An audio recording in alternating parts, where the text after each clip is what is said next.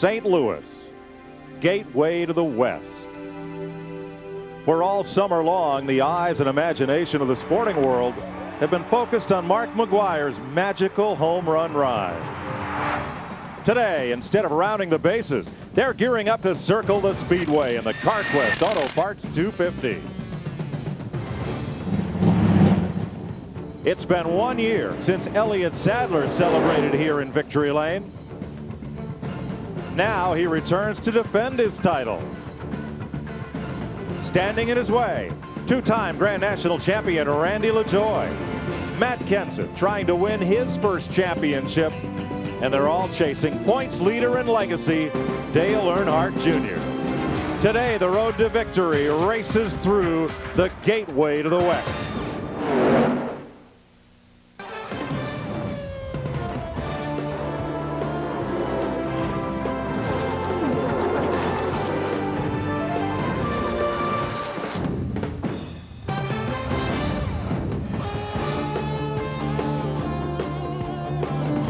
In celebration of NASCAR's 50th anniversary, CBS Sports presents the Carquest Auto Parts 250. From the east side of the river in Madison, Illinois, we face the Gateway Arch in St. Louis. Welcome to the Carquest Auto Parts 250. Hello, everybody. I'm Mike Joy with two-time NASCAR champion Ned Jarrett. Ned, this race today is no McGwire, Sammy Sosa one-on-one. There's, what, 20 cars here that could win? At least. Already 16 different drivers have won in this series in 1998, and certainly there are a lot of drivers who are capable who are not among that top 16. A lot of new young guns. A year ago that maybe wouldn't even make the field are up there winning races now. Dale Earnhardt Jr. is 24. There's 10 drivers in the race younger than him, and 23 different pole sitters, including Shane Hall, who's won his first of the year, second of his career. Dave Blaney, the Charlotte pole sitter, in row 1. Row 2, veteran Jeff Purvis with Glenn Allen equaling his best start. Joe Bessie, last year's pole sitter here, and top rookie Andy Santerre. New Hampshire winner Buckshot Jones is 7th with Ed Barrier, who won at Hickory. And in the 5th row, just out of high school, Casey Atwood and number 2 point man Matt Kenseth. And in row 6, we have Adam Petty making his first ever NASCAR Busch race, and along with Randy LaJoie, who's a two-time champion. Then there's the points leader, Dale Earnhardt Jr. and Joe Buford in row 7. Row 8, made up of former champion David Green and Mike McLaughlin. Row 9, we have Todd Bodine and Kerry Earnhardt, who's the older brother of Dale Jr.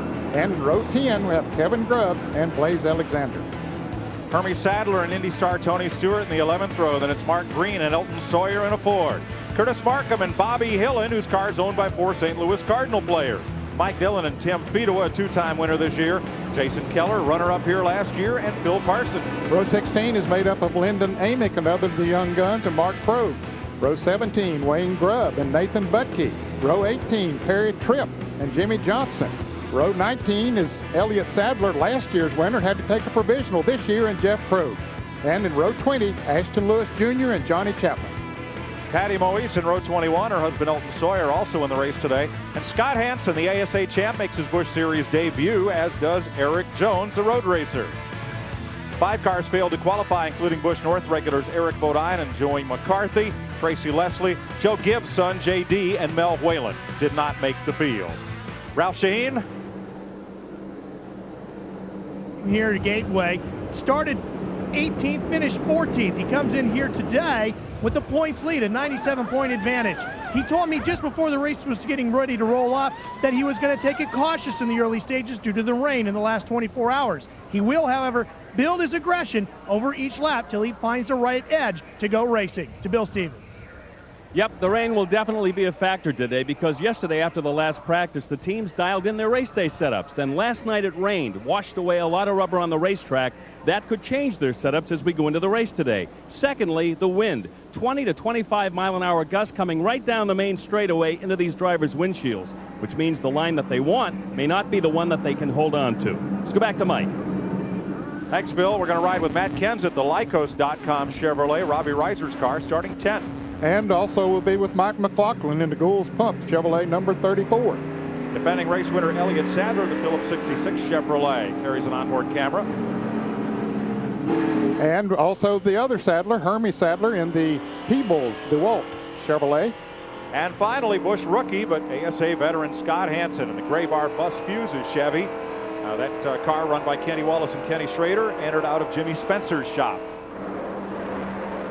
Well, it started out this morning spitting rain and in the high 50s. It's up to 70 degrees now. The humidity is lower. 25 plus mile per hour wind gusts, and there may be rain later today. Kim Brooks is on the flag stand. Carquest Auto Parts, the race sponsor, has a huge commitment to Special Olympics, and she will be competing in the Special Olympics Summer Games next year and is our honorary starter today, a gymnast. And the track analysis. This is a 1.25 mile oval. The banking is 11 degrees in the turns and 9 degrees on the straightaway. Somewhat of an egg-shaped oval. Turns 1 and 2 are much sharper than 3 and 4. Coming out of turn 4, getting ready for the start. Two spotters up there alongside our camera. That's Blaney on the outside, and then Black Pontiac and Shane Hall on the pole. Blaney was on the pole a few weeks ago in Charlotte, North Carolina, as they get the green flag and hit into turn 1.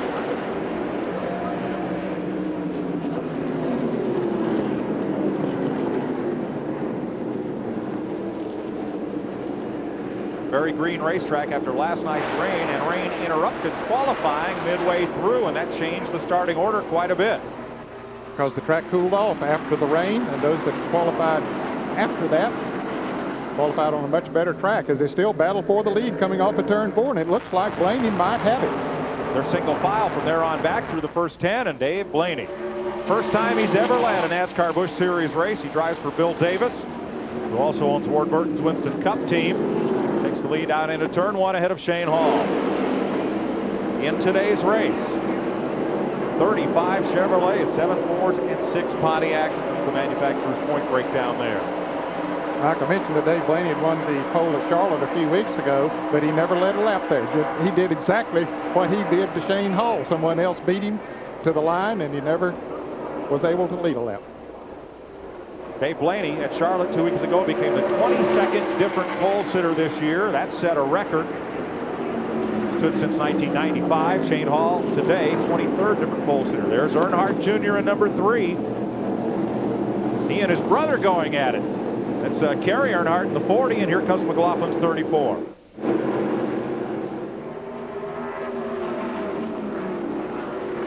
That battle for 14th position. McLaughlin still on the inside of Kerry Earnhardt. And back up front, Blaney leads Shane Hall. Jeff Purvis is 3rd. How about Andy Santerre in that yellow car, 4th in line? The Busch North graduate from Maine, having a just stellar rookie year here. And Santerre might have been one of those drivers that had a disadvantage in the qualifying. He had qualified early before the rains came here on Friday, but the track cooled off after that, and he was the man that was on the pole until about 5 others beat him. But he's already made his way up to 4th now after starting in 6th. His engine builder, Dave McMaster, who built about 180 different race engines this season, makes the trip from Maine each weekend to come down and help Andy out. In fact, a lot of the folks on that crew he brought with him from the Busch North Series. 3 laps, Dave Blaney has led them all. Former World of Outlaws sprint car race, slips up just a little, and Shane Hall's right there on his bumper. Boy, he started to stick his nose under there, but said, I can't quite do it here. You see how wide they come off of turn 2? That's a pretty sharp turn off there, and they want to get as close to the wall as possible. Going into turn 3 now, this is a much wider turn. They can go in there at a faster rate of speed, and it's a good thing because the wind, that wind you were talking about, is blowing from turn 2 down into turn 3. I asked Santerre yesterday, a first-timer here, I said, what does this racetrack remind you of? He said, well, turns 1 and 2 are kind of like Stafford. That egg shape, same kind of, you have to diamond the track entry. Stafford, Connecticut. Turns 3 and 4 look a lot like New Hampshire to him, but he found a quick way around here. For the lead, Shane Hall, and he gets into Blaney coming off turn 2 just a bit. Yes, he did. He saw the weakness on the lap before that Blaney was getting a little bit high there, pushing up a little bit, and so he said, maybe I'll try him the next time, and sure enough, he has the lead now, and here comes Purvis in the 4 car. Yeah, the Vultures smelled fresh meat, and it was Blaney. Jeff Purvis in the 4 and Andy Santerre in the 47 move underneath Blaney's Pontiac and up into 2nd and 3rd. 5 laps complete here at St. Louis. Shane Hall, the pole sitter, is back to the lead. Jeff Purvis is 2nd. Santerre is 3rd. They play to try to hold off Glenn Allen Jr. there for the 4th spot.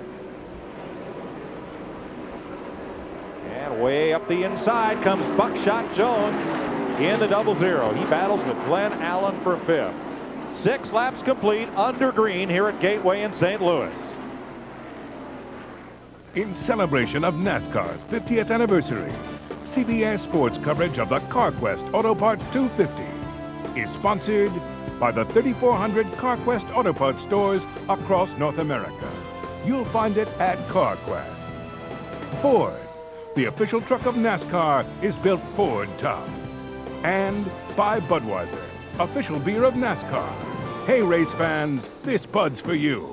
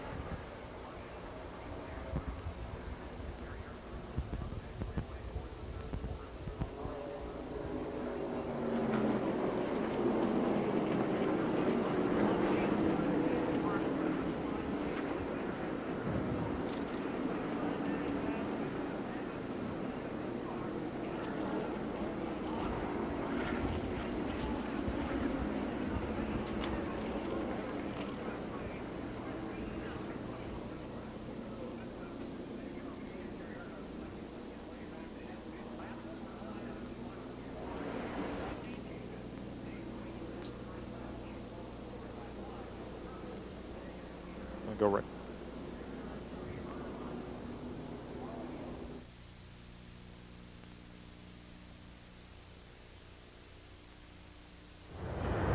On behalf of more than 3,300 Carquest Auto Parts stores in the U.S. and Canada, we'd like to welcome you to the inaugural Carquest Auto Parts 250. We're glad you can join Carquest and our 20,000 associates in this spectacular event. Enjoy the race.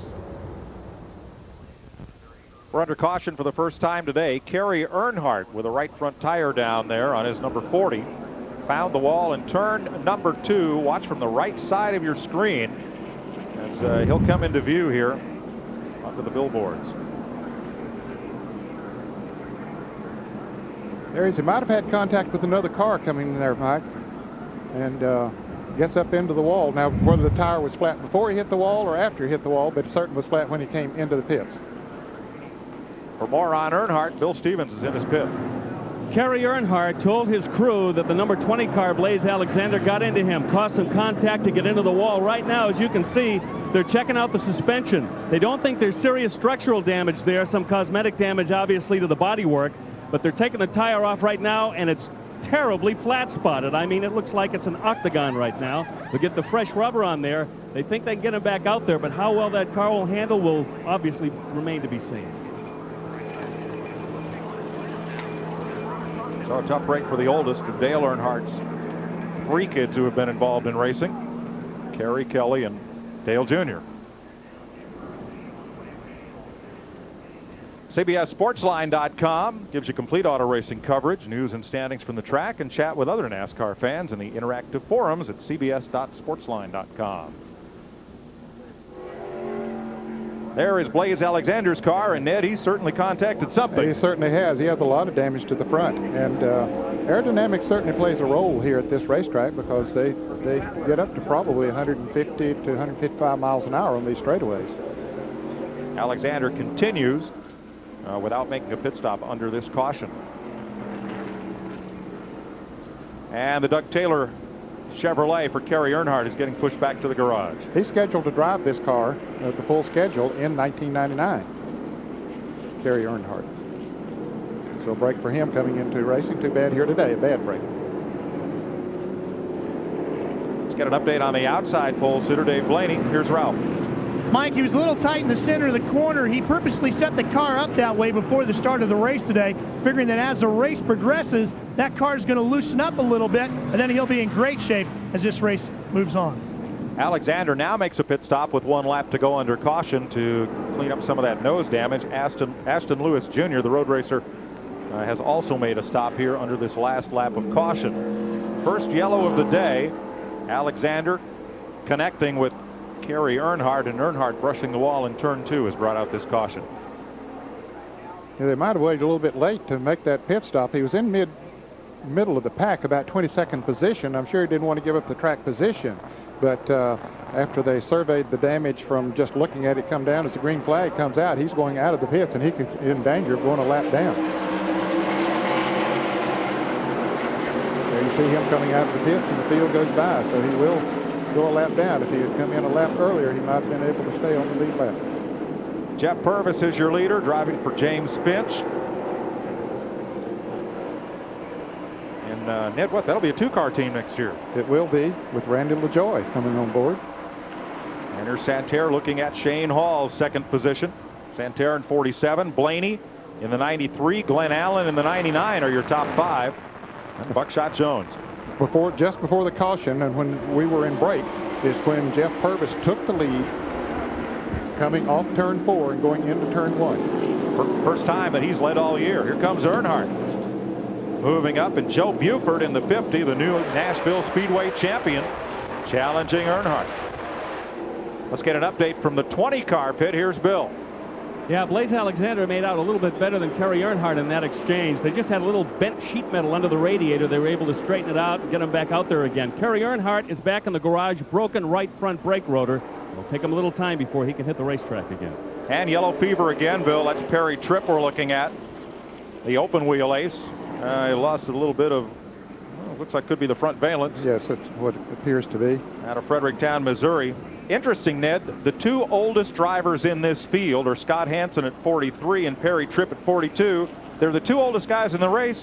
They're both rookies. That is interesting, isn't it? Of course, they have not run in this series, so they are considered rookies. That's a car that's owned by Ed Whitaker out of Bristol, Tennessee.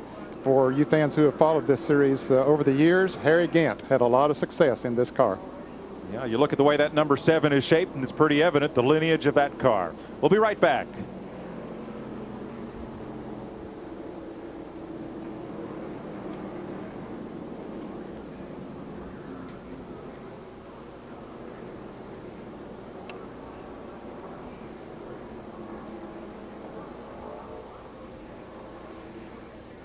Just can't get this race going, can we? No.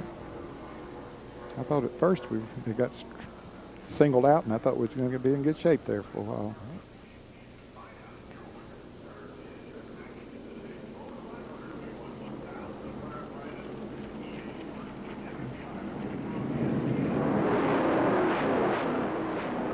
On the inside.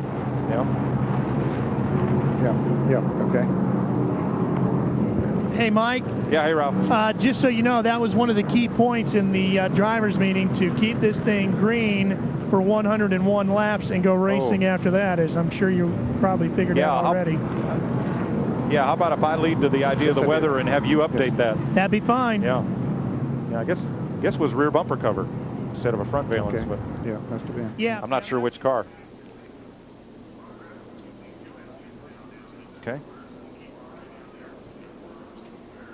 Pulled away there on that last restart over Shane Hall. Also with a good run. I think maybe ready for a spectacular caution there. Time of the afternoon here at the Gateway International Raceway in Madison, Illinois. The Carquest Auto Parts 250 on tap here today with Jeff Purvis, Shane Hall, Andy Santerre, Dave Blaney, and Glenn Allen showing the early spring. From the Gateway International Raceway, this is MRN Radio. Kathy, you're going to start it from that dead stop right where he was going into turn 1, right?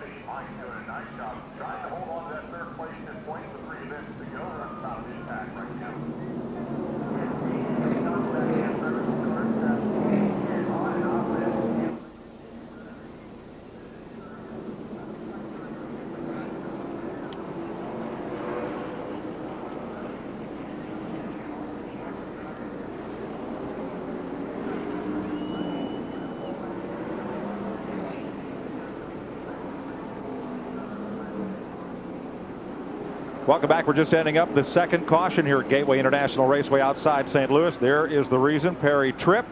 Let's have a look at what happened going into turn one, Ned. Right here he is in heavy traffic going into the turn. Now watch him. And he must have got his left wheels down on the flat part of the racetrack and just broke loose with him. Let's show you what Elliott Sadler saw coming into that scene. And he sees the car get sideways right in front of him. He sees it go up the track. He had slowed down a little bit, and we speculated that might be his front valence. Actually, it's from the rear of the car that came off Perry Tripp's car. That won't affect his aerodynamics nearly so badly. Scott Hansen has been on pit road. Patty Moise has made 2 pit stops, and Todd Bodine has been in under this caution. Later today, NASDAQ College football caps a big day on CBS Sports. You'll see either Auburn versus Florida or Syracuse at Boston College. Blaze Alexander on the inside as we get set for the restart with Jeff Purvis leading Shane Hall, Andy Santerre, Dave Blaney, and Glenn Allen.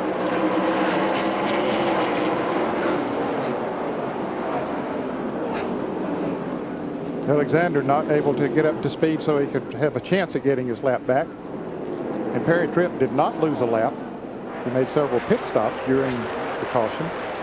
3 wide midway down the backstretch, and the battle from second on back. Santerre diving underneath Shane Hall, and there's Matt Kenseth in 17 moving up on the inside.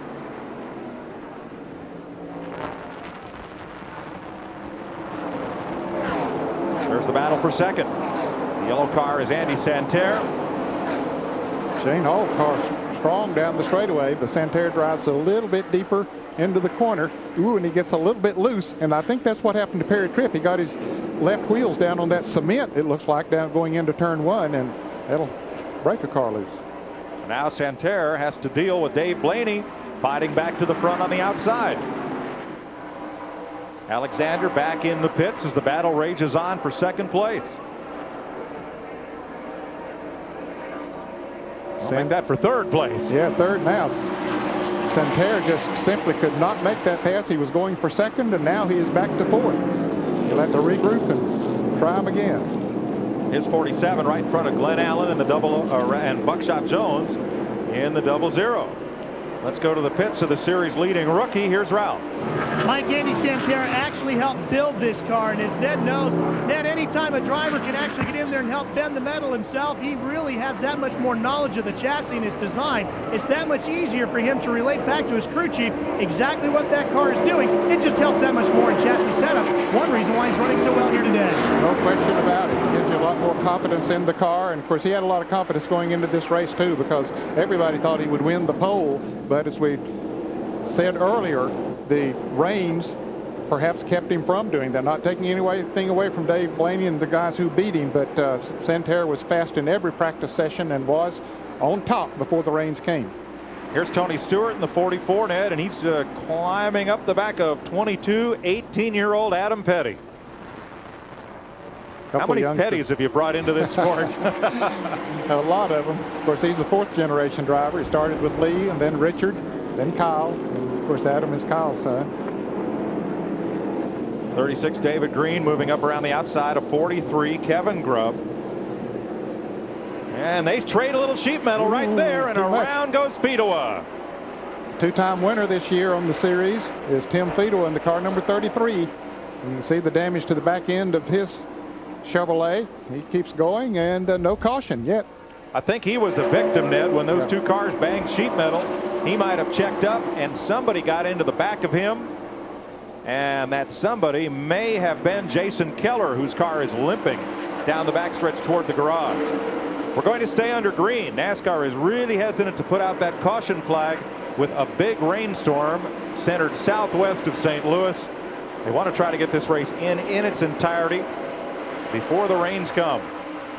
As you saw the leader going to turn 3, that red car that was headed towards the pits was Jason Keller. Let's take a look back and see if we can figure what happened as they were coming off turn 2. It was the back of the pack, and a couple of cars get together from the outside, and the yellow car almost hits the wall, and Fedowa was right in the middle of that, and I think he got tapped. The yellow car was David Green. Fedowa got slammed from the back by Curtis Markham. And the 64 car. Yeah, that's Markham. He has a lot of damage to his car. So Yep. Well, that's what sent Tim Fito around. Back up front, Jeff Purvis has now opened up a lead of about 10 car lengths. Shane Hall has some breathing room on Dave Blaney, but Blaney has a mirror full of Andy Santerre.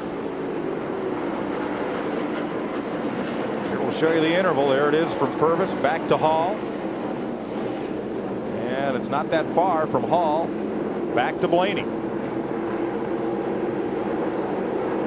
Santerre and Buckshot Jones has passed Glenn Allen. That changes 5th place. Buckshot started in the 7th position, so he's gained a couple of positions since the start. And so is Matt Kenseth in the 17, who started in 10th. Kenseth has now climbed to 7th.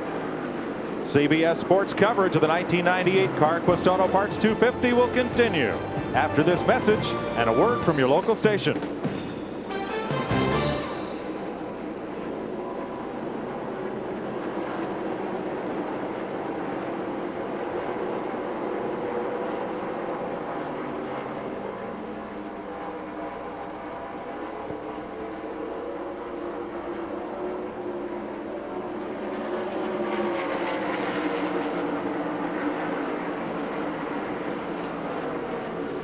That Tony Stewart, Adam Petty battle is still a good one. They're side by side into one. And Tony got him.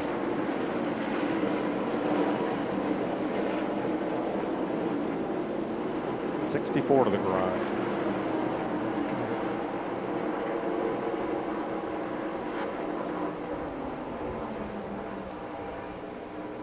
Oh, I'm sorry, that's Pitts.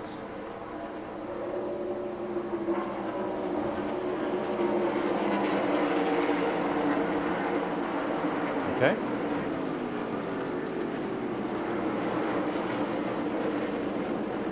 Ooh, Kenseth.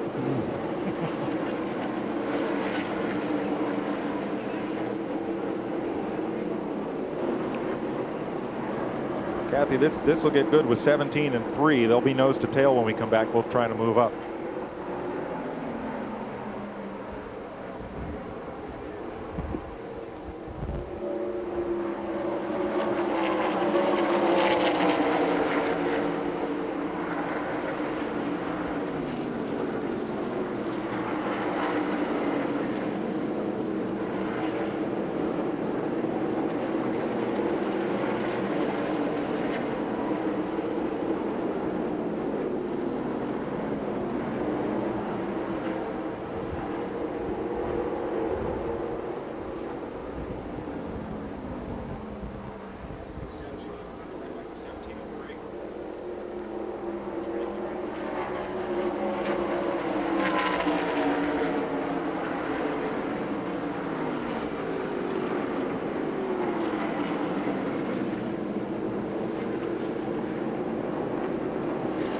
.29 laps complete here in St. Louis of 200. Jeff Purvis leading from Shane Hall and Dave Blaney, but the story is back at 6th spot, where Glenn Allen has just been passed by Matt Kenseth, and hot on Kenseth's trail is Dale Earnhardt Jr.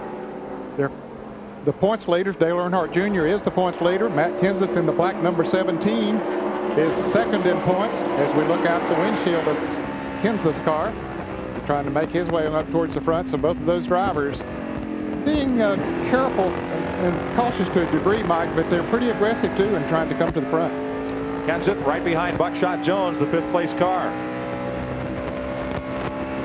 Now Earnhardt was the first car to qualify after the rain stopped yesterday afternoon, which certainly was no advantage until some fresh rubber got put down on the speedway, so he's had to climb the ladder from 13th starting spot today. Kenseth started the race in 10th position. So Kenseth is up to 6th and Earnhardt to 7th.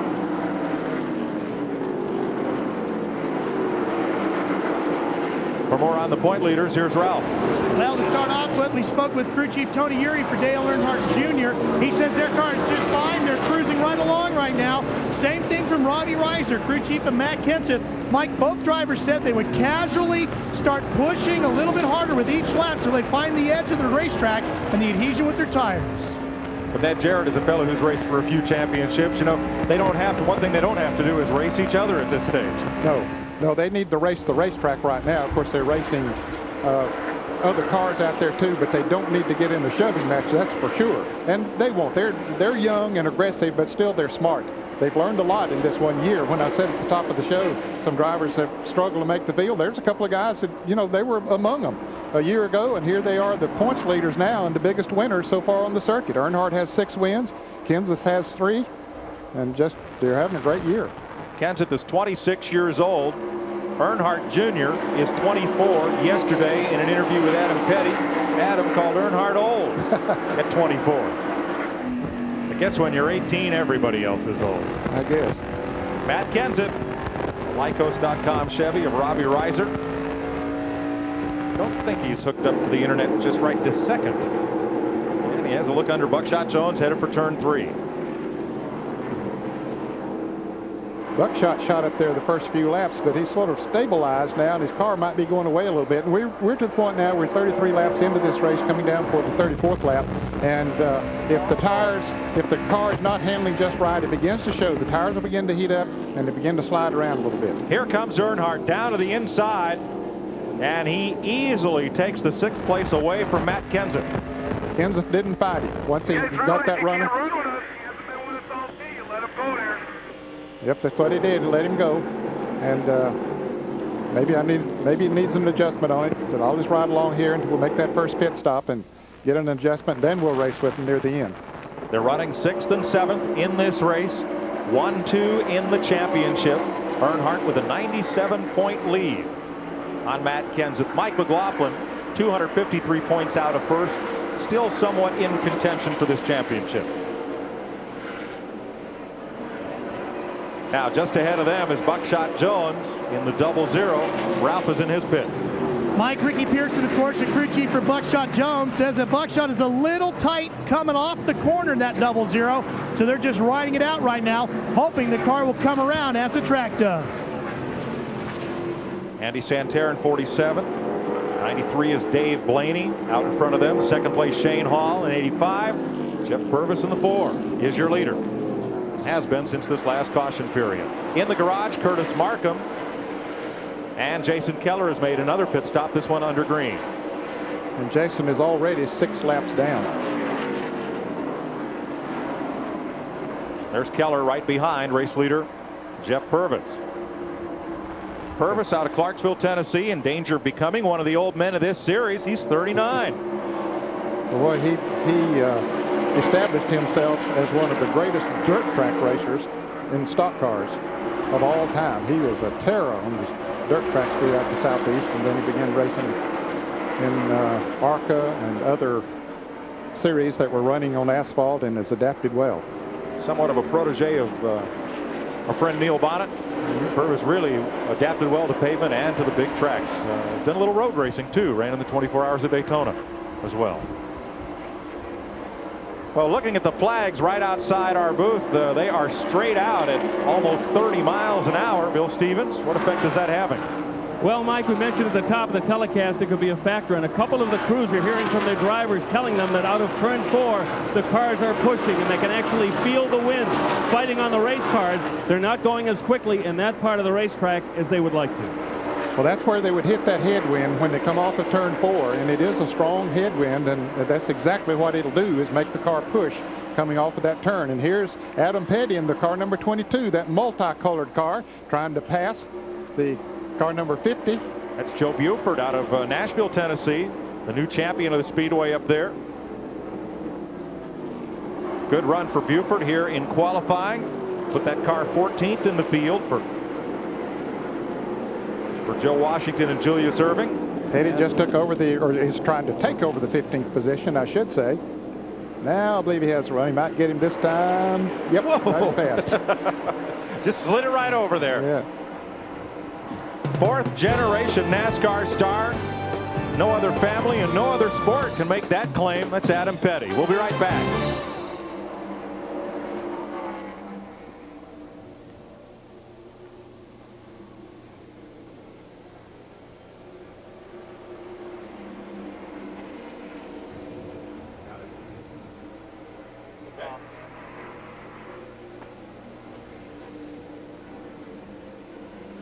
Joe, you better find the low lane. Ned, we can move this to somewhere where it's... No, that's fine. If there's a better spot for it. No, I didn't. But I've got one here. Thinking. Yeah. I mean, I've got one here. Yeah. Okay.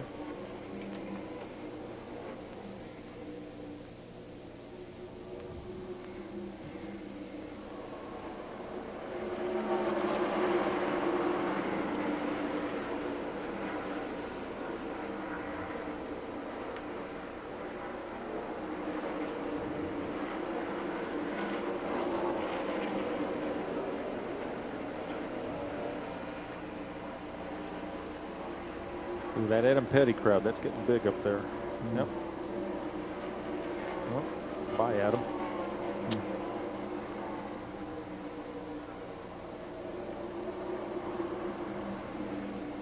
Kerry Earnhardt's back on the track.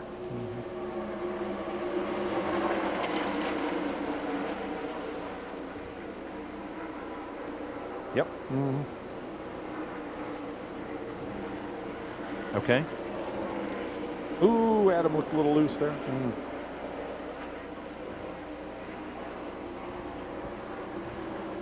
Okay.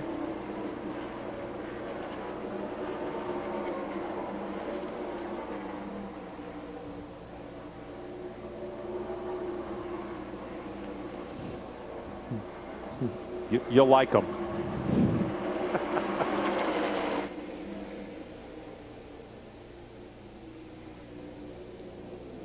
Got it.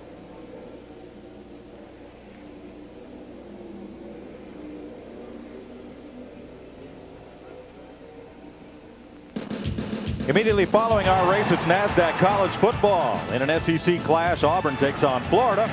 Or you'll see Heisman candidate Donovan McNabb and the Syracuse Orangemen take on the high-flying Boston College Eagles. That's coming up next, right here on CBS Sports. Jeff Purvis continues to lead Shane Hall and Dave Blaney. Matt Kenseth is up to fourth ahead of Andy Santerre and Dale Earnhardt Jr. Here's Ralph Shaheen. Mike, this will be one of the keys when it comes to the first round of pit stops today. This is called the spring rubber. The key tire will be the right front. Now, if your car's a little tight, you'll pull one of these out that will help your car turn through the corners. See how they put this little pull tab right here onto the spring rubber? If your car is loose, you want to stick one of these in the right front spring. That'll help tighten you up. Thanks, Ralph. Well, Kenseth has moved up to fourth, Ned, and Earnhardt Jr. has climbed up into the sixth spot. So, for more on Earnhardt, here's Bill Stevens. Dale Earnhardt Jr. just radioed the crew and said that the car is getting hot. The temperature up to about 230 degrees. He thinks that it's because he's running too close to cars in front of him. The temperature goes up. He's got to get into what he calls clean air. And Ned, maybe you can elaborate on that. Well, of course, you want to keep it away from other cars so that you do get what they call clean air, and that is air that's not disturbed by the car in front of you, so that you can get a lot of air into the grill. I was trying to see as he came down the straightaway right there, it doesn't look like that he has too much tape on the grill. A lot of times they'll put a lot of tape on the grill of the race car to keep air from going in there, which affects the downforce on the car, but it doesn't look like he has too much there. So no, you can either have cooling or superior aerodynamics, but it's hard to have both at the same time. So Earnhardt whistles right up there to Andy Santerre, and that's the battle for fifth place. Earnhardt has led 1,391 laps this year. That's far more than anybody else. Kenseth ranks second in laps led. There's Kenseth's number 17. He's led just over 400. They're pulling down on Patty Moise, the 14 car on the outside, who is about to go. She has gone a lap down. Yes. She's in 38th position now. Blaney makes it past, and she surrenders the low groove to Kenseth as well. A top road racer won a Busch race pole at Road Atlanta, Georgia, earlier in her career. Now you're watching from Kenseth, the fourth place car, ahead to Dave Blaney, another fellow who really had the talent in open wheel cars, in his case sprint cars. Well, certainly these guys, we talked about Blaney and Shane Hall getting the advantage in qualifying yesterday, but they're holding up very well. They're staying right up there in the front. Hall is in second place, and Blaney is in third place. Blaney slides up the racetrack. Here comes Kenseth underneath, makes the pass, move Matt Kenseth up to third, and let's go to Dave Blaney's pit. Here's Ralph. Well, the St. Louis area, Mike, has been very good to Dave Blaney. As you said, he was a standout in the Pennzoil World of Outlaws. Dave had numerous victories. His first ever outlaw victory came just across the highway in Granite City, just on the other side of turns 1 and 2. Blaney trying to make the climb to Winston Cup. Driving here in the Busch Series for Bill Davis, led his first laps in this series today. From the outside pole, Curtis Markham returns to the race. Kerry Earnhardt is also back in the race after trips to the garage area. 50 laps complete, 25% of the race distance. That is Jeff Purvis out for a Saturday drive around St. Louis. And Shane Hall, you can see, is just about 2 seconds back. Matt Kenseth in third, moving up on Hall. Then Blaney, Santerre, Earnhardt, Buckshot Jones, Glenn Allen, and Randy LaJoie, the series champion. Casey Atwood, 18 years old, 10th place. Having a great day here. There's the second place car of Shane Hall. Here's the leader, of course, Purvis, in car number 4. And then comes Shane Hall. Excuse me, that's Jason Keller. Yeah, he was laps down. Right, after a trip to the garage and an extra trip to pit road. And there's Shane Hall in the blue and red car, number 85. Not too far behind him is Kenseth now. He's gaining. And here's Dave Blaney. Blaney's the 4th place car after starting on the front row. So Andy Santerre in 5th, Earnhardt in 6th. Casey Atwood rounds out the top 10 after winning the pole at Nashville. And with 52 laps complete, we'll be back to Gateway International Raceway. The Carquest Auto Parts 250 after this.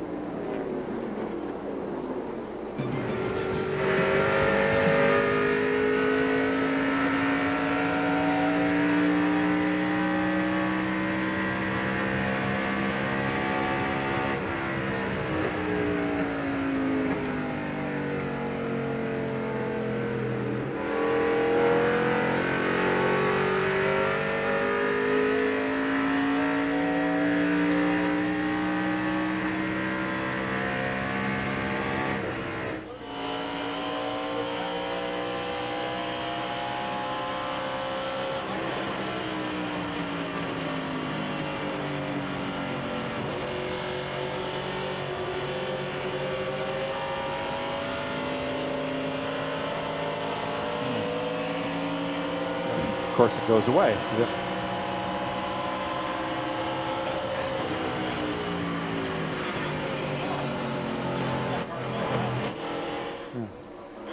Kenseth is definitely gaining on the leader.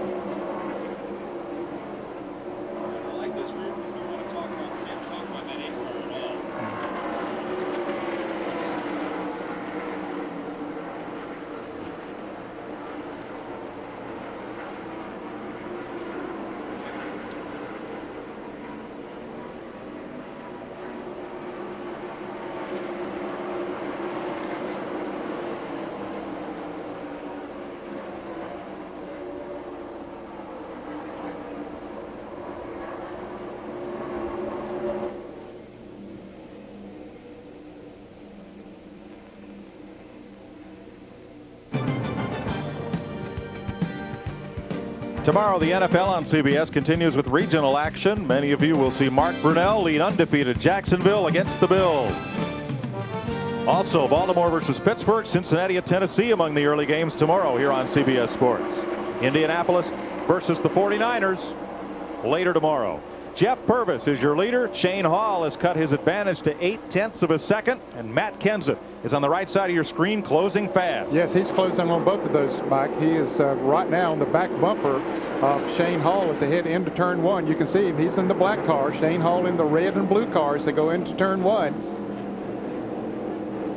And it looks like he's going to make the move here on Hall for second place. Ralph is in his pit. Mike, they worked very, very hard yesterday on long run setups for this car of Matt Kenseth. And as you can see, with 57, 58 laps in the book, that car is really starting to come around now for Matt. The longer the track stays green, the better that 17 should get. To Bill Stevens. Shane Hall gang very happy, not only because they won the pole this weekend, their best qualifying position of the year by far, but crew chief Steve Addington is going to be a newlywed next month. He's marrying his fiancée Patty, and I asked him, where are you going on your honeymoon? He said, to the Busch race in Rockingham. Where else? Of course. What's that line? She knew the job was dangerous when she took it. Right. Matt Kenseth on the move. Mike, about 20 laps ago, he was 4 seconds behind the number 4 car of Jeff Purvis, and he has cut that down to about 1 2/10 seconds, and part of that 1 2/10 seconds came when he made the pass on Shane Hall. They move past Eric Jones out of Granger, Iowa, driving the Dale Fishline wrench machine. And Shane Hall tried another run at him right there, Ned, but you see it lost him, not gained him a bit of ground. Yeah, Kenseth's car is handling better in the turns, and that is a key factor now that they've run as many laps as they have, as was reported from the pit. The longer he runs, the better he goes. And here's Buckshot making the pass. He's trying to come back on Santerre. Santerre in the car number 47, but they run up on the 20 car, Blaze Alexander. So Buckshot has to back off. He'll try to get another run. Well, Santerre went high to go around the lap car. Buckshot covered the spot to the inside. Just looking for an opportunity. And there's Glenn Allen in the 99 coming into that picture as well. Allen running in the 8th position. Casey Atwood's up to 9th and Ed Barrier 10th. Randy LaJoie's 11th. Mike McLaughlin's climbed to 12th now.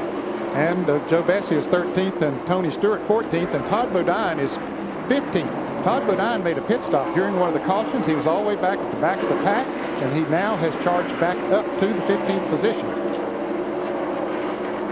For more on Todd, here's Bill. Ned, earlier that pit stop that Todd Bodine made was to get a trash bag out of the radiator that blew in there and was making the car run hot. They also made a couple of chassis adjustments.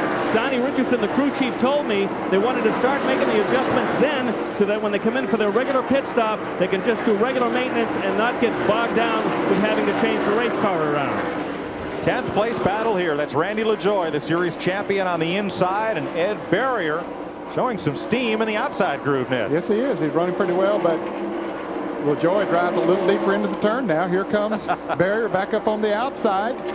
Barrier won at Hickory earlier this year for his only NASCAR Busch Series win, but that was an impressive one. Veteran Winston Cup driver Jimmy Means, the crew chief for Barrier. Second-generation star. His dad, Max, was a mainstay of the Southern Modified circuit. And LaJoie finally makes the pass. Takes over the 10th position. And he'll move up on Casey Atwood running in 9th. Up front, Jeff Purvis moves underneath Mike Dillon to put Dillon 1 lap down. Dillon is in 34th position. And now Dillon is battling Mark Crow in that number 80 on the left side of your screen. They're battling for position, and of course they don't want to give up that lap if possible, but has no choice. Well, Purvis is about to be battling for position himself. Here comes 17, Matt Kenseth. The second place car has caught Purvis while Purvis has tried to lap traffic. Around the outside of Kerry Earnhardt, and the fans come to their feet, and they smell a lead change. Here's Ralph. Mike, I spoke to crew chief Johnny Allen for Jeff Purvis. Earlier, he said Jeff never says anything until the guys catch him. Well, now he's talking, and he's saying the car's a little bit tight, so he's going to have to keep his eyes on Matt Kenseth. Will Kenseth take them 3 wide into the corner? I don't think so. That wouldn't be smart. No, he didn't. He had a notion, but he said, no, I don't think, not at this stage of the race. If they were battling for the lead in the last 5 laps, yes, maybe, but not with 136 laps to go. Mark Martin has kind of taken Matt Kenseth under his wing. They talk, converse a lot. Mark has tried to help Matt with race strategy and running long distance races. And you know, Mark, he'll race the car when it's time to race. And I think you just saw a little of that right there with Matt Kenseth. Now he has a look underneath Jeff Purvis with a little bit of clear track ahead. Certainly Mark Martin, one of the smartest drivers in NASCAR racing, and he's a good one to learn from. 65 of 200 laps complete. Matt Kenseth looking on the inside as they come off turn 4 and down the front straightaway. in front of some 50,000 fans here in St. Louis.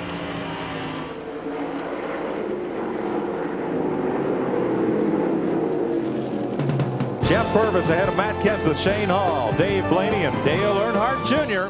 We'll be right back to St. Louis after this.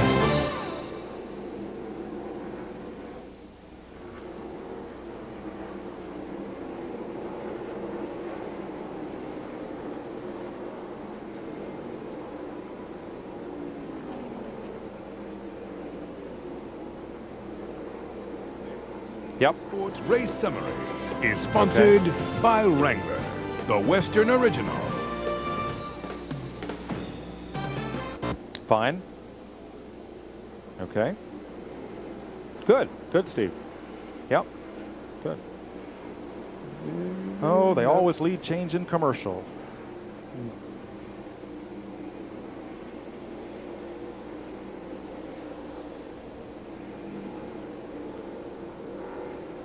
Can we replay the lead change?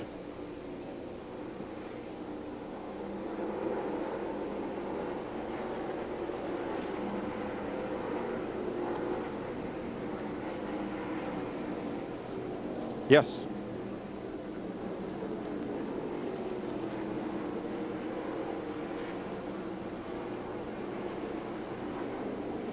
Okay. Okay.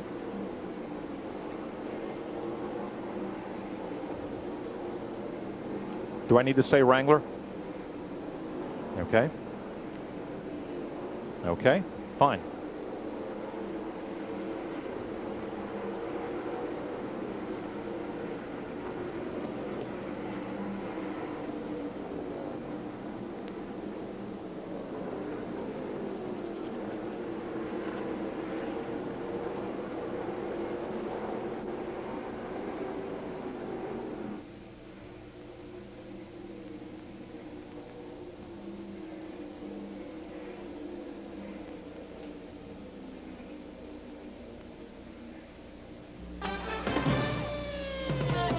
This CBS Sports Race Summary is sponsored by Wrangler, the Western Original. After 70 laps, we've now had 4 lead changes among 4 different drivers. Average speed 114.5, slowed by 2 cautions for 6 laps. All 43 starters are still running. Welcome back to Gateway International, just east of St. Louis. Mike Joy with Ned Jarrett. Matt Kenseth is your new leader. He took the lead from Jeff Purvis just a couple laps ago. Let's show you how it happened. Going into turn 3, he got a nose alongside him, and I'm sure that the 4 cars Purvis' spotter said, hey, he's moving inside. They lapped Hermie Sadler as they went into the turn. Kenseth dove right under him and took the lead. It's the 10th race that Matt Kenseth has led this year. 1 road course race, and this is his 9th super speedway race to lead. Kind of surprising, Ned. He's not led on a short track. That is surprising when most of his experience had been on short tracks prior to coming into NASCAR racing. So Kenseth works his way around to complete 72 laps, and he is opening up a 1-second advantage on Jeff Purvis, who has 1 second and a half now on Shane Hall. Dave Blaney, Dale Earnhardt Jr., Buckshot Jones, Glenn Allen, and Andy Santerre. Casey Atwood and Randy LaJoie complete the top 10, and we should be getting pretty close to pit stops. They should be able to run close to 100 laps, I think, on fuel as he puts a lap on Jeff Prode, who is running in the 29th position. They get a little better fuel mileage on these cars because of lower compression engines. They have 9.5 to 1 compression engines and a 390 CFM carburetor on these cars, so they don't burn as much fuel as a NASCAR Winston Cup car would, and the NASCAR Winston Cup cars normally go about 100 miles on the tank of fuel. And recently this series made the change to unleaded racing fuel. It's much higher octane than you get at the pump. Well, as we say that, here are cars coming down pit road right now. So I don't know if it's fuel or anyway they're making pit stops. I thought they could have gone much longer. But here's Buckshot Jones into the pits, and Andy Santerre and Hermie Sadler. Joe Bessie is in as well, one of the top half-dozen qualifiers. So pit stops under green begin here at lap 73. Ralph is in Buckshot's pit. Mike, remember this double zero was very, very tight, so they're going to work on that right rear corner, making chassis adjustments to them. The same thing for Andy Santerre. Small chassis adjustment to the right, not as drastic on the right rear of the 47, which is just in front of Buckshot Jones. Now, pit road here at Gateway is nice and wide, so the crews have plenty of room to work. Both cars take 4 tires and fuel, and they're underway. And we see the hood is up on Hermie Sadler's car. He had just been lapped before he came into the pits, so something wrong inside. That's a costly pit stop for Hermie Sadler. Looking down in the area of the right cylinder bank, and you can see a bit of smoke out the tailpipe of Hermie Sadler's car as he fires it back up. Matt Kenseth is your leader. He is trying to close down a 97-point deficit to Dale Earnhardt Jr. in the Busch Series Championship. Now, Mike McLaughlin, who had climbed up to the top 10, is now backslid to 12th place. Bill is in Hermie Sadler's pit. Mike, about 10 laps ago, Hermie Sadler reported the engine was missing, losing power. They just brought her into the pits. Their best guess is he may have lost a cylinder. Try to limp around and keep the car in the race, but he'll be way off the pace. As our Peebles in-car camera riding with Hermie Sadler around the warm-up lane inside of turns 1 and 2. You see where they merge in with traffic along the backstretch. Wayne Grubb is in the pits, and so is Kevin Grubb. Both the Grubb brothers in the pits at the same time. And these are scheduled pit stops. Earlier than I thought, but they know how to figure. They figured they'd have to make 2 pit stops at least during the race. So the pit window just about opened if you figure the laps and divide them by 3 racing segments. But now, Ned, with Buckshot Jones in and on fresh tires, will that alter the strategy of Kenseth, Purvis, and Hall? Because that 00 car is going to be faster for a while than they are out there running on worn tires. We will, and that's something they certainly will have to take into consideration. And I'm sure the crew chiefs and the spotters and everybody have the stopwatches on to check and see what the difference is on used tires and the new tires. Casey Atwood is on pit road, the 18-year-old from Nashville, Tennessee. Elton Sawyer is on pit road. And Dale Earnhardt Jr. now coming into the pits. These are all scheduled pit stops. Well, he gives up 5th place to come in. He is the point standing leader. And a 3rd generation NASCAR superstar. Ralph Earnhardt is his grandfather, and then Dale, of course, his father. As he comes into the pits, and let's go to the pits and Bill. Dale Jr.'s crew over the wall like a jailbreak. I just talked to Tony Uri. He says 4 tires, no chassis changes. Right side tires are on, left side's going on. There goes the fuel. Let's go to Ralph Shaheen. Big problem with the left rear tire change for Casey Atwood. The other 3 tires went on fine, but something went wrong with that left rear, and it killed Casey Atwood on pit road. This crew of Dale Earnhardt Jr. have performed like a NASCAR Winston Cup team all year long in the pits, and that's been a big advantage for him. He runs good on the racetrack, but also, and here comes the leader. Yep, Matt Kenseth coming into the pits in car number 17. Adam Petty is in, Glenn Allen, and Tony Stewart comes down pit road. Glenn Allen's team taking on 4 tires. Linda Namick is going out of the pits. And Kenseth trying to get past Adam Petty, who Kenseth must have felt was going a little slower than the NASCAR mandated 45-mile-an-hour speed limit. They don't have speedometers. That big gauge to the left is the tach, and that's how they judge their speed on the tachometer. Here's Ralph. Russ Strutt throws the jack up underneath the car. Bill Dry goes to work on the front. Steve Rosenberg on the rears. They're going to try to tighten this car up a little bit. They said it was a little loose at the end, but remember, they like this car set up for long runs. So even though he's getting fresh tires later than the rest, his car is better on older tires. So as this next run gets a little long, we should see Matt Kenseth coming back to the front again. Mike McLaughlin, Dave Blaney, Ed Barrier on pit road. Mark Green, and now Jeff Purvis is in as well. Shane Hall's the leader. CBS Sports coverage of the Carquest Auto Parts 250 will continue after this message and a word from your local station.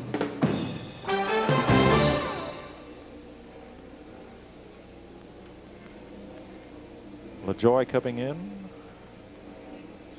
Oh, wow. Yeah. Yep. Yeah.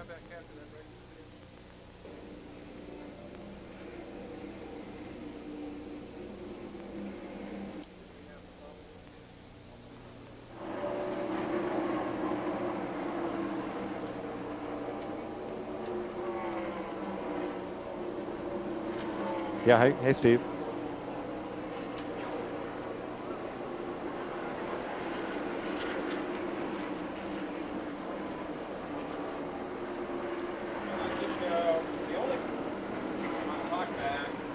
Yes, I was talking to you on talkback. Let me try it again.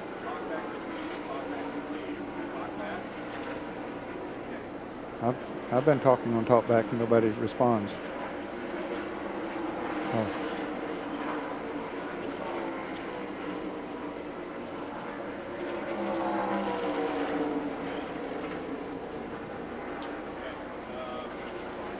The only, just one story we had, the car we have not seen is Bobby Hillen with all the McGuire stuff on it, but, you know, when the race thins out, I'm sure. Yeah, and he's the one that got hit in the pits. Yeah. But we didn't have the pit accident, Yeah. right? No. Not that I heard. Leader's in. Shane Hall.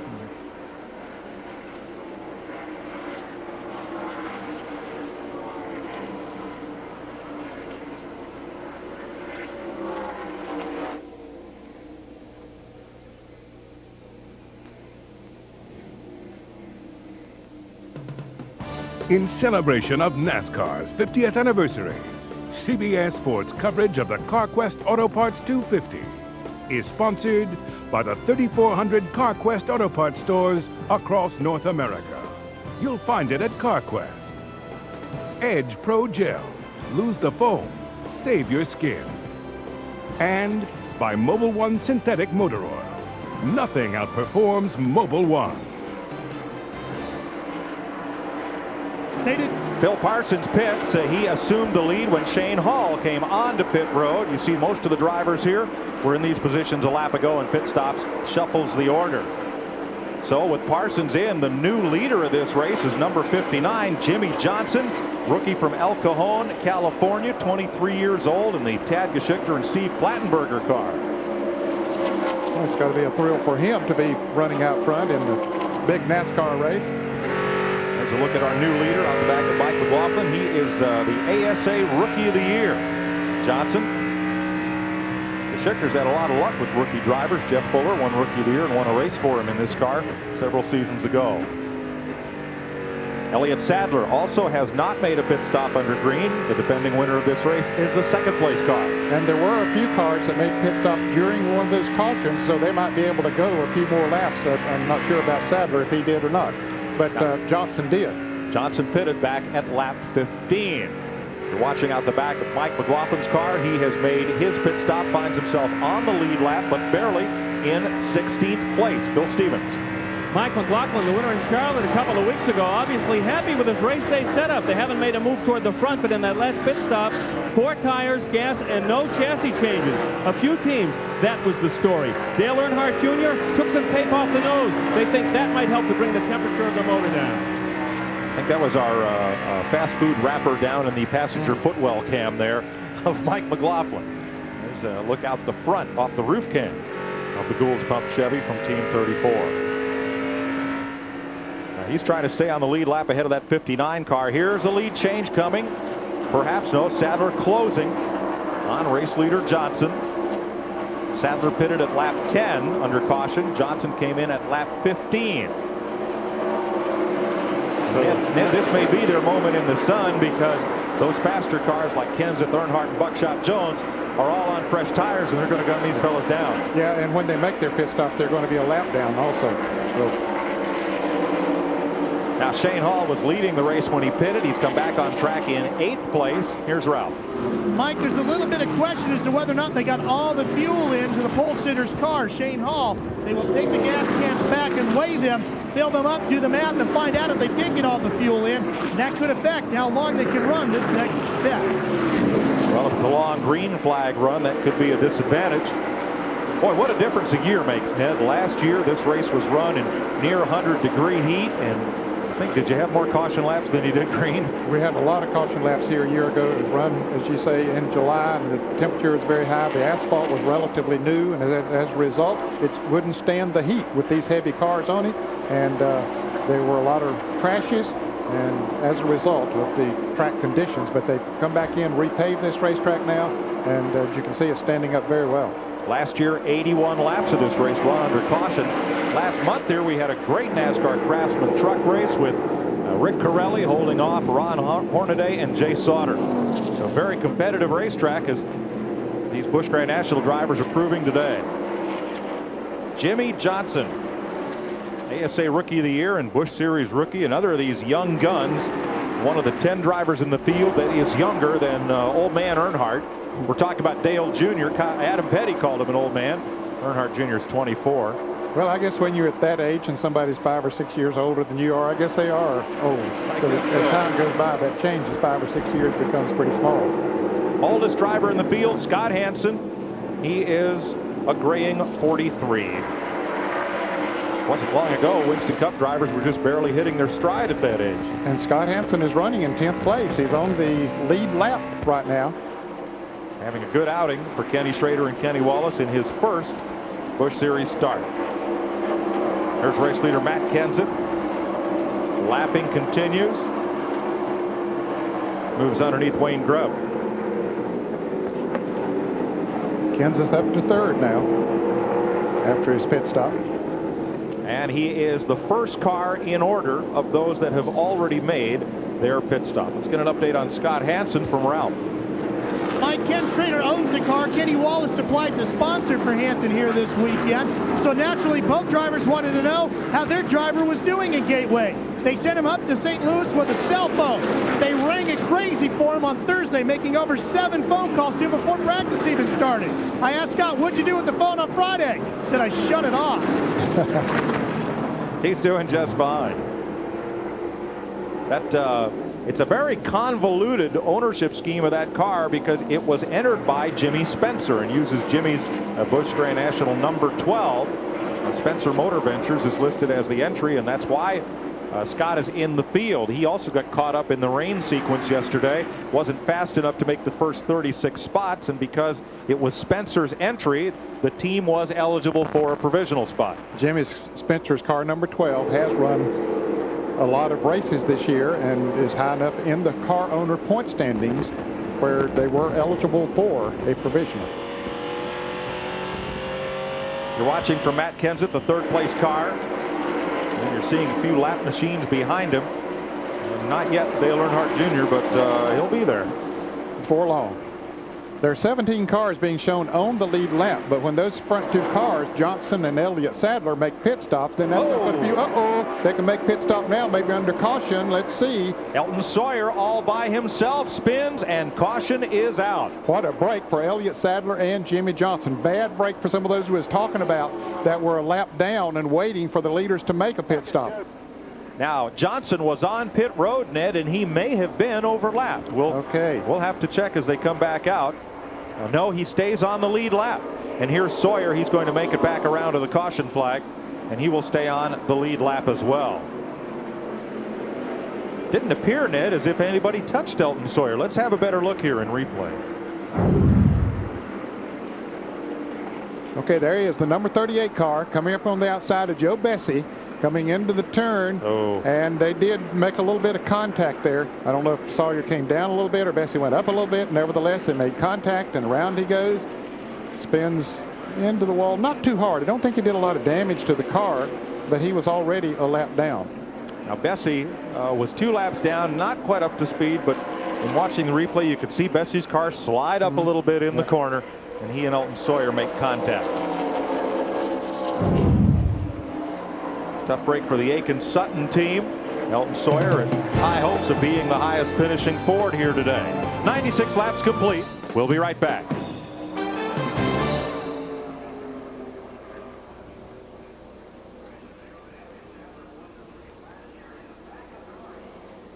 It was a tough break for the Green brothers here. And, oh, man.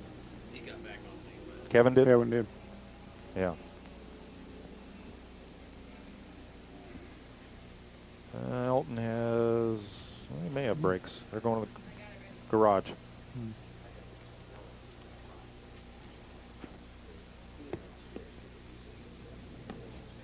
NASCAR, how big, and you want us to the garage style?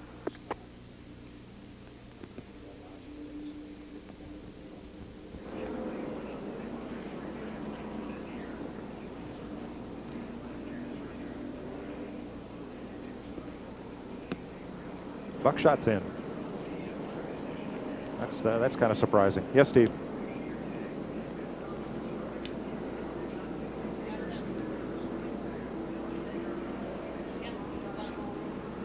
Okay.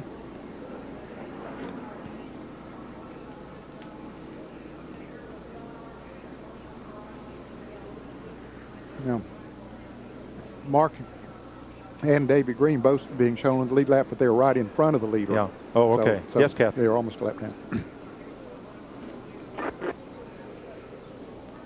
Okay.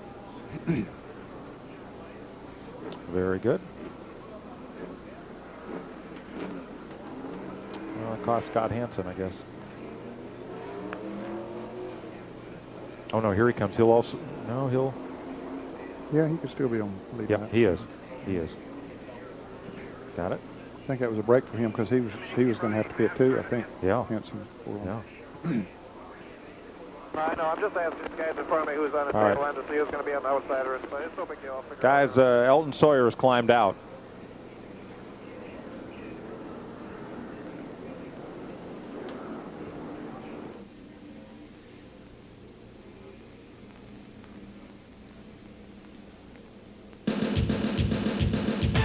Coming up next, it's conference crunch time on NASDAQ College Football. In the Southeast Conference, the Auburn Tigers head into the swamp to clash with the Florida Gators. And in the Big East, Syracuse travels to Beantown, Boston College. That's coming up next here on CBS Sports. We're under caution at Gateway International Raceway, 2 laps to halfway. Elton Sawyer's brush with Joe Bessie has now sent Sawyer's car to the garage area, and he has climbed out of it while they attempt to make repairs. And Bessie is on pit road making repairs to his car. So Matt Kenseth is the leader. Dale Earnhardt Jr., Jeff Purvis, Dave Blaney, Shane Hall are the top 5. Andy Santerre, Glenn Allen, Todd Bodine, Tony Stewart, Mike McLaughlin are the top 10. There are 20 cars showing on the lead lap, including Ed Barrier, Elliott Sadler, Johnson, who was leading just before the caution, Jimmy Johnson, Buckshot Jones, Randy LaJoie, Phil Parsons, Kevin Grubb, Scott Hansen, and Green brothers David and Mark. Here's today's Aflac trivia question. What's the NASCAR Busch Series record for consecutive different pole winners in a season? Consecutive different pole winners. I think it's a trick question, Ned. Yeah, I think it is too. I don't know. I think I know who it might be, the driver, but I'm not sure. Consecutive different pole winners. We're going to have to go to the Merriam-Webster for this one, I think. You know what? While you ponder this, we will too. We'll be right back to Gateway after this.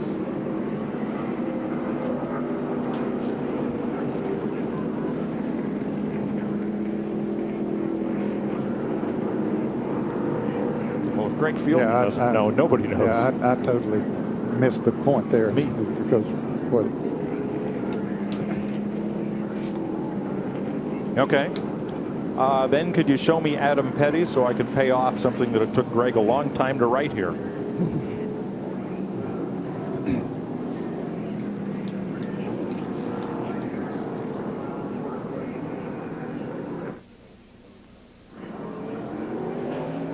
Actually, if we're still yellow, Kathy, can you show me 8, Bobby Hillen, and then pan back to 22 so we can get them the Cardinals mentioned? Yes. Okay. Okay. Right. Okay. The 8 Hillen, and then just slide back.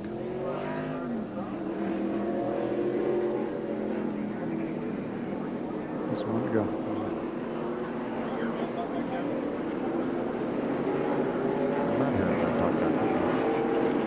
Never mind. The 8 car. Okay, never mind.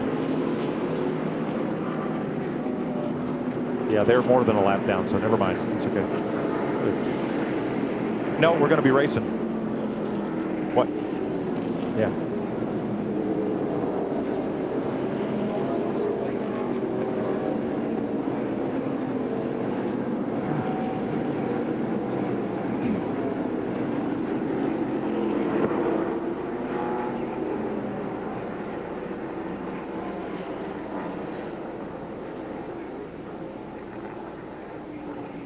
Yep. Okay.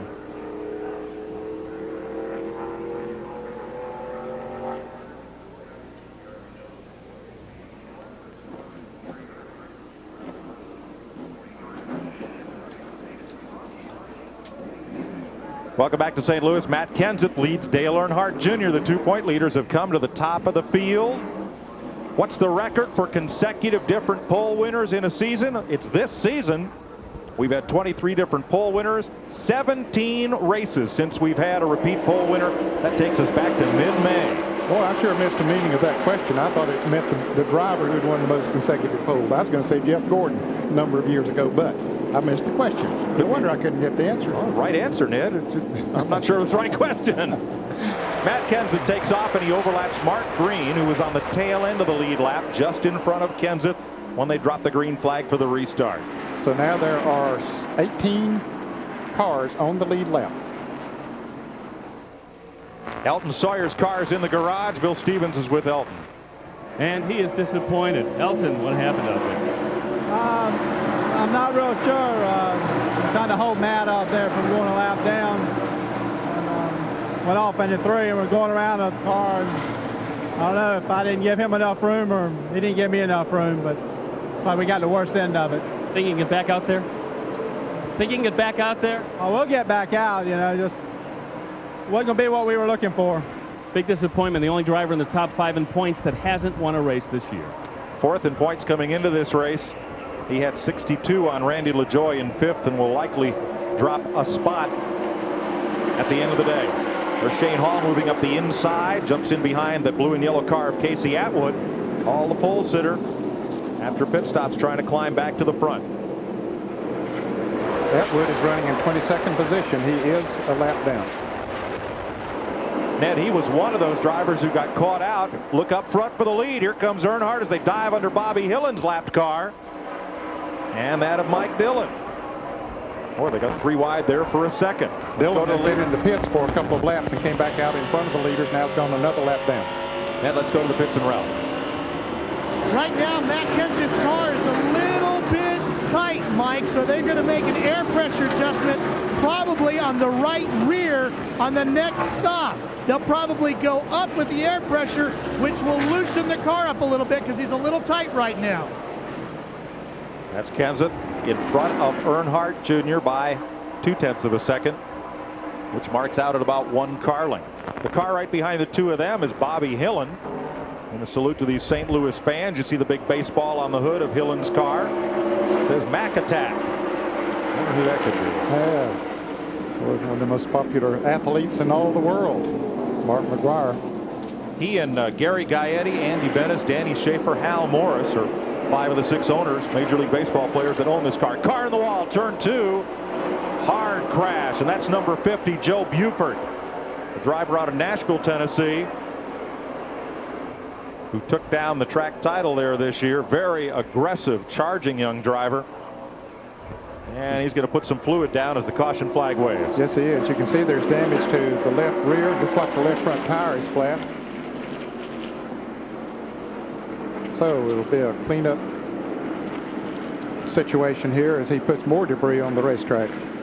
That team has had a tough baptism into NASCAR racing. Started the season with Jimmy Foster. He got injured. They've had several drivers in that car since, trying to gain a foothold here in the Busch Series.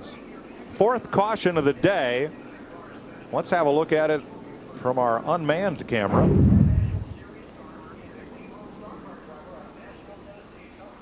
As they come off at turn 2, you can see the car on the high side. It just breaks loose with him and back into the wall. I couldn't see another car getting involved with him, Mike, but it was in the second groove and back end just broke loose. So we're just past halfway, Ned. 106 of 200 laps complete. Matt Kenseth the leader, Dale Earnhardt Jr., Jeff Purvis in 3rd, and I would doubt that any of the leaders would make pit stops under this caution. CBS Sports coverage of the Carquest Auto Parts 250 will continue after this message and a word from your local station.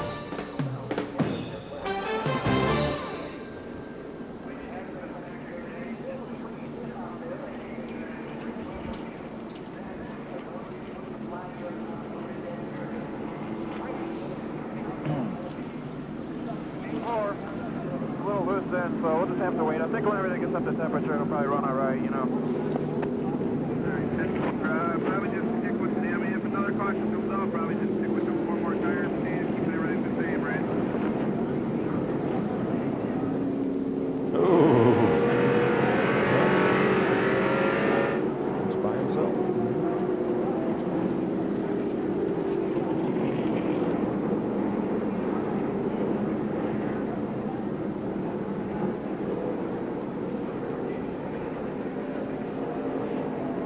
Okay.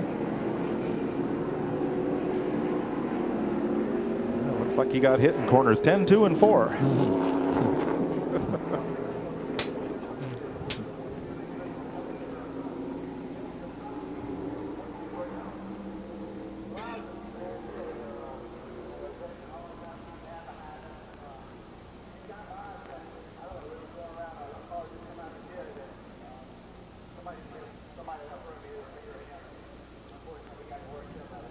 Yes. Yep.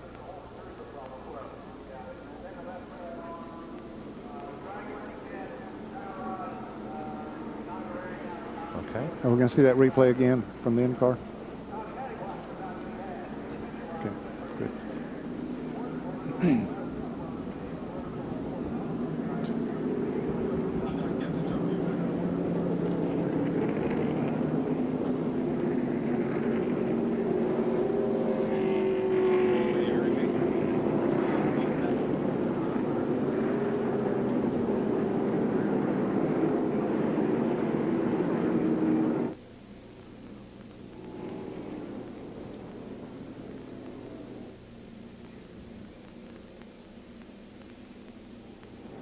Tonight on CBS, what could you do if you got tomorrow's newspaper today? Kyle Chandler stars in early edition.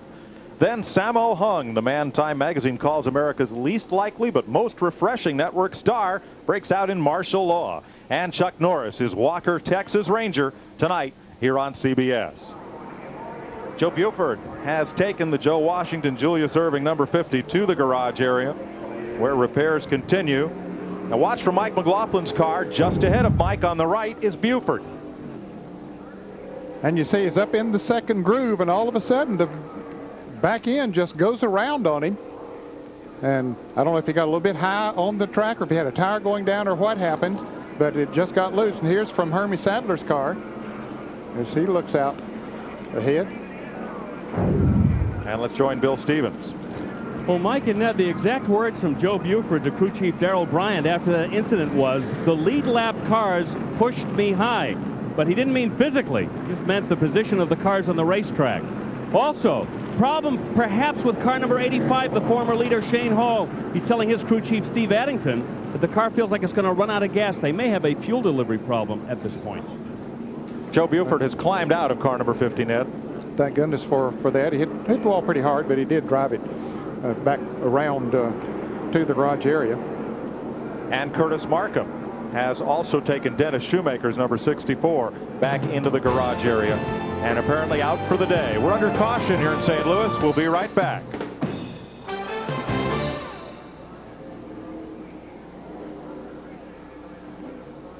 Okay, that's okay. No.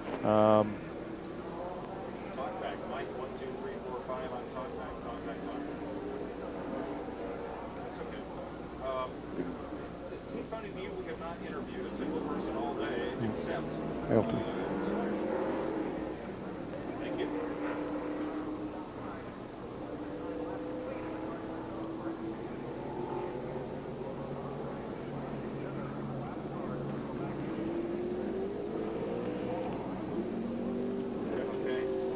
All right. Are you hearing Ned's talk back, folks? No, I guess not. No. Okay. I guess we'll pass notes to Eileen. Can I have a water, please? Yes. Thank you.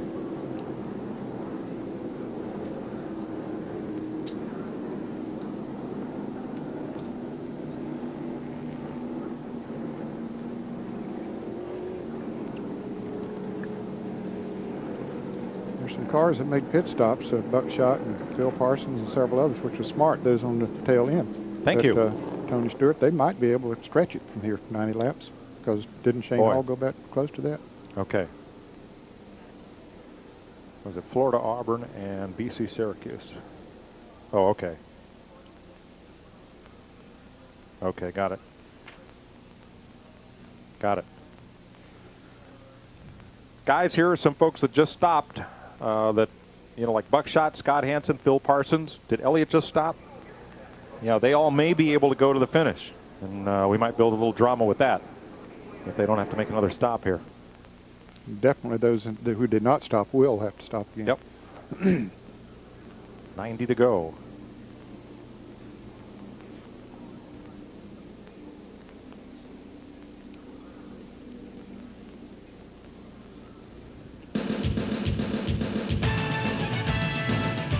NASDAQ College football is coming up after the checkered flag here on CBS Sports. You'll see Auburn versus number 5 Florida, or number 22 Syracuse against Boston College next. Mike Joy with Ned Jarrett here at St. Louis, where the souvenir stands are doing a thriving business during this lengthy caution flag period. We're getting close to going back to green. 89 laps to go. Ralph Shaheen on pit road. Robbie Reiser is the crew chief for Matt Kenseth. Well, Robbie, you're probably going to make one more stop, aren't you? And when will you do it? Well, we're going to have to make one more stop. Lego Chevrolet's running really good today. We just, you know, we're leading right now. I don't want to give it the track position, and I think there'll be another yellow yet, so we'll just come in when that is, put 4 tires on it, and see what we can do. So if you don't get the next yellow, when will you come in? When are you going to be forced to come in? Well, we can go to lap about 175, so I don't think it'll go that far. To Bill Stevens. I'm a Tony Uri Sr., the crew chief for Dale Jr. Just crunching some numbers. What's the fuel window look like now? Well, the guys are stopping right now. They can make it, but I don't want to get back there in the back of that mess there. So there's a lot of them going to chance it, but we're not going to chance it. Anybody that stops now pretty much make it the rest of the way, but we're going to take our chances up front. We're going to stop, get 4 tires and a tank of fuel and see if we can win this race. Not going to roll the dice, Mike.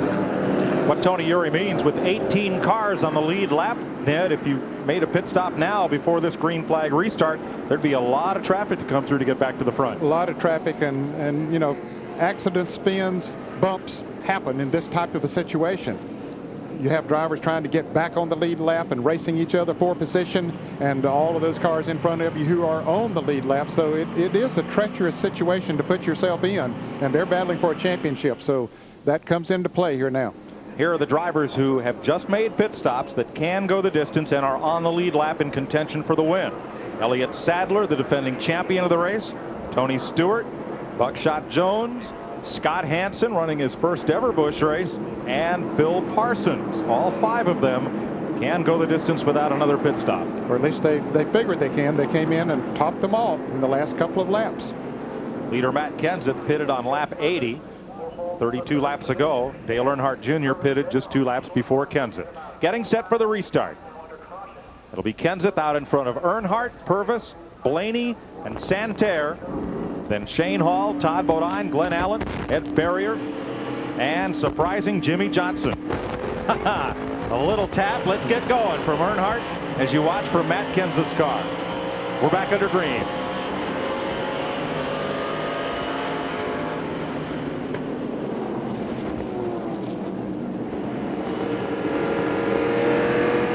Good, smooth, no problems restart.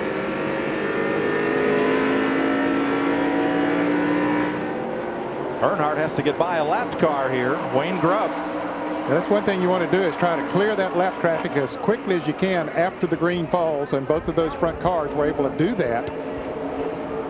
Now, Jeff Purvis is sort of tied up in that traffic. He's the 4th car in line on the outside, so he has one more lap car to pass. Watch that 63 to be coming hard. That's Casey Atwood. He is trying to get back on the lead lap. Purvis to the inside, makes a move in the number 4 car. Now remember, in the first 60 or so laps, his car was the fastest one out here. I'm sure they made an adjustment during his pit stop. Certainly put 4 tires on it. That was a green flag pit stop he made. Purvis in 3rd place now as they clear the lap traffic. Dale Shaw drove that number 4 here last year. The former Busch North champion led twice for 10 laps and finished a strong 3rd. Hello. I'm here. Yeah, I'm right here. He's working on it. And here he goes. He's going to try to take the lead going into turn 3. Kenseth backs off and said, okay, if you want it that bad, go ahead. And this year, for the first time in this series, there are leader bonus points. So he'll get 5 bonus points. Earnhardt hasn't led today, but he's about to, so he gets those 5 bonus points. Elton Sawyer returns from the garage area back in the race. And Earnhardt Jr. back to the front, gets high up there in turn 2, but As you see, that groove seems to be working for him. Certainly worked for him that time. He was able to come off the corner, had good momentum coming off the turn, and kept the lead. Jeff Purvis in third place for James Finch. Here's Ralph. Johnny Allen is the crew chief for Jeff Purvis. Johnny, how's the car, and what's going to be your pit strategy as we wind this down? We're a little too tight, you know. We didn't really want to get back there in all that mess right now. They're a little antsy back there behind us, and we really want to play conservative and get to within our window real safely because we're running pretty good up here, and we'll be in there. We already made it to our pit window, so I'm going to say next caution, we're coming. So they're going to wait along with the 2 leaders. Now, of the cars that pitted, and remember there are 18 cars on the lead lap, 5 of them made pit stops just prior to going back under green as Purvis gives Kenseth a little tap there. Kenseth in the black, number 17. Purvis in the multi-car colored number 4. They're orange and white. I guess I'm sure they got a different name for that, what I call orange. But he's in third place. And Andy Santerre is right behind him. Santerre taking a look there. That's been a strong car all day. Yes, it has.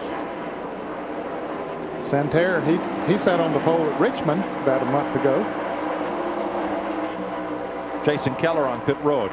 You know, it wasn't long, Ned. This was pretty exclusively a southern sport, but in today's top 10 starters, 7 states represented. From Maine to Tennessee, Georgia, North Carolina, Wisconsin, Texas, Florida, all among the top 10 starters. 2 drivers from Maine, Santerre and Joe Bessie. Santerre still working on Purvis for the 3rd position. 81 laps to go. Ned, will they challenge each other or will they run a while like this? Well, I think as long as the car in front of you is running good and not slipping, but if you see he has a weakness somewhere, then certainly you'll try to pass him. But you don't take chances right now in trying to pass somebody. You don't bump them out of the way because you can mess up your own race car. So it just depends on how the car in front of you is running as to whether you want to even try to pass it. These 4 cars have a breakaway, and leading that train is Dale Earnhardt Jr. Here's Bill. Well, that car that Earnhardt Jr. is in is his favorite car, not so much because of performance, but because of what it represents. He told me that somebody very close to him cast a guardian angel on that car. He says whenever he drives it, it takes good care of him, and it certainly looks like that's the case today. Ralph Shaheen. Check with crew chief George Debadard, who is the man who spins the wrenches for Andy Santerre. Said on the end of the last run, the car got a little bit tight. They'll be a little bit afraid of that at the end of this next run. They will come in at the next caution. That will be their final stop, and they'll take care of that problem on that final pit stop. So it's Earnhardt, Kenseth, Purvis and Santerre, Shane Hall, Todd Bodine, Glenn Allen, Dave Blaney, Jimmy Johnson, and Randy LaJoie, Ed Berrier, Mike McLaughlin. None of those drivers pitted under this last caution. The first of the drivers in the line who did pit and who has moved up a few spots is Buckshot Jones. There he is in 13th place, just ahead of Elliott Sadler. As you say, Mike, he has picked up a few positions since then. He's coming up on McLaughlin there now. That would be another position. He moves to the inside, and he has a little fresher tires and, of course, a full tank of fuel, and he's going to make that pass. It looks like he'll take over the 12th position. So that's when they talked about getting back in that mess back there. We're talking about heavy traffic, and we talked about the cars that they'd have to pass to get back to the front, and that's a good race car that he's passing there right now. Lyndon Amick right in front of him. Lyndon is a lap down in 22nd position. And here's Mike McLaughlin right behind. McLaughlin pitted 3 laps earlier than Buckshot on lap 107, so he also did pit during that caution. So let's mark Buckshot and then McLaughlin and then Elliott Sadler of the drivers who pitted late under that yellow. I always wondered, Ned, now that car of Buckshot's is black on the nose, it's red and yellow on the tail. Is that getting the driver, when he comes up behind you, it's a black car? When he's in front of you, you're chasing a red and yellow car. Does it sometimes seem like it's 2 different cars? You wonder, say, what happened here? I thought it was that was a different car, but no, they pretty well know which car they're dealing with, even when it comes up on them. Roy Buckshot Jones. And Dale Earnhardt now with Matt Kenseth having closed right to his rear bumper. The lead battle is tightening up. And look, those three have some distance now on Andy Santerre. They have put a little distance on Andy as he dropped back, and now Kenseth, his car really working down on the inside. He comes off the corner, gets a run. Does he have enough to get him going into turn 3? No. Not this time. A long look under there. He's going anyway. Wow, that's a pretty bold move. That car can stick up very easy and taking both of them out. He was a half a car length behind Earnhardt at the entrance to the corner and just dove it in there. Trouble turn 2. One car has smacked the wall, coming off the corner and hit it hard. Lyndon Amick. Yes, he has. He has damage to both sides of that race car. You see a lot of smoke where the fender is rubbing the tire. So this is the caution that those guys said they expected another one. And sure enough, here it is. Let's see what happened to Amick's Pontiac up there in turn 2. He's down on the inside of the Ed Barrier car, number 77. And the back end just breaks loose on it. Buckshot right behind him in the 00 makes a good move. And let's show you from Mike McLaughlin's car. He's looking up ahead and he sees the car starts to spin. Which way do I go? The car's going up, so I go low and get on by. Ned, what might have happened? Might he have turned too sharp to keep from hitting Barrier, or lifted off the gas to keep from sliding up into him? Well, I would say that he maybe turned a little bit sharp, plus the fact that when you get in a situation like that going into the corner, a little bit of air is taken off your spoiler. You don't have as much downforce on it as you normally would have if you were there by yourself.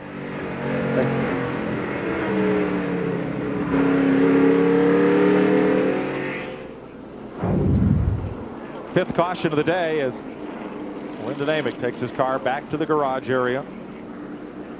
And the question is, will the drivers who did not pit at lap 107 come in now? Well, if they do, they're going to get back back in that mess, as they said. But those cars who made pit stops before shouldn't have to come in now. They could probably afford to come in and top the fuel off and still beat those others out, because they will change tires. If the leaders come in, they will change tires. 18 cars on the lead lap. Tony Stewart, Phil Parsons, Elliott Sadler, and Scott Hansen now have not advanced in position. They are on the lead lap, but at the back of the pack. So there are still 11 cars that have not made their final pit stop that are in contention to win this race. 73 laps to go here at St. Louis. So let's see. They're coming into turn 3 now as they get ready to enter the pits.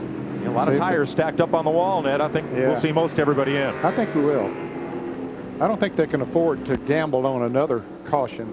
And you don't want to get yourself, here they're coming into the pits, you don't want to get yourself too far back in the field late in the race. You want to give yourself time to be able to get back to the front if you have a little trouble in the pits or something like that.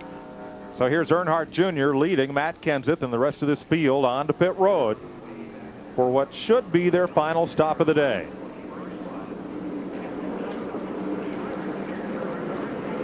Of the lead lap drivers, looks like Tony Stewart may pick up the lead here. Bill Stevens.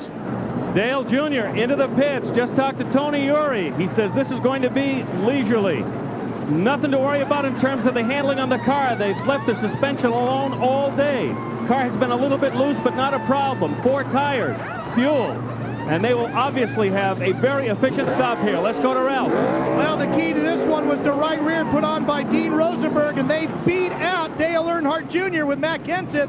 The key was the right rear tire. They're going to go up a half a pound on that right rear to loosen the car up a little bit. They want to make sure it doesn't get too tight. Mike, this car of Matt Kenseth continues to get better as the runs go on. So they're really figuring as this race winds down, this their last stop, they should be in great shape. I don't know, Ned. I think I just saw the coolest move of the race as we look at all the tape on Blaze Alexander's car. Buckshot Jones had stopped at lap 108, but he just came in and only took on 2 tires and may be good to go. We'll be right back.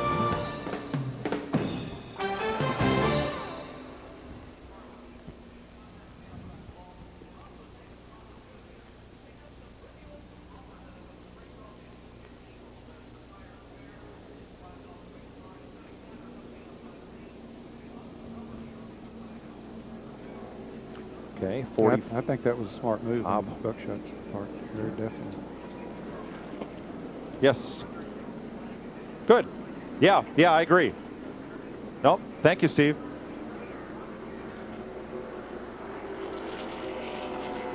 Okay. Okay. Yep. You know what? Okay. One thing we have not done is mention Daytona at all.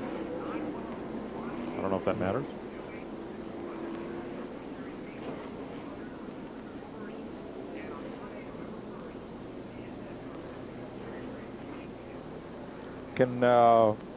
Could we get somebody at Buckshot's pit? Because Ned and I both think that could be a winning move right there.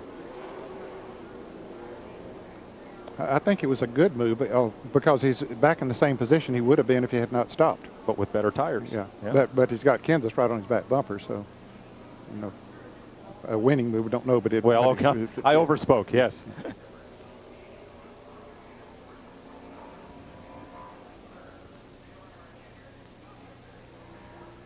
Good. Thank you.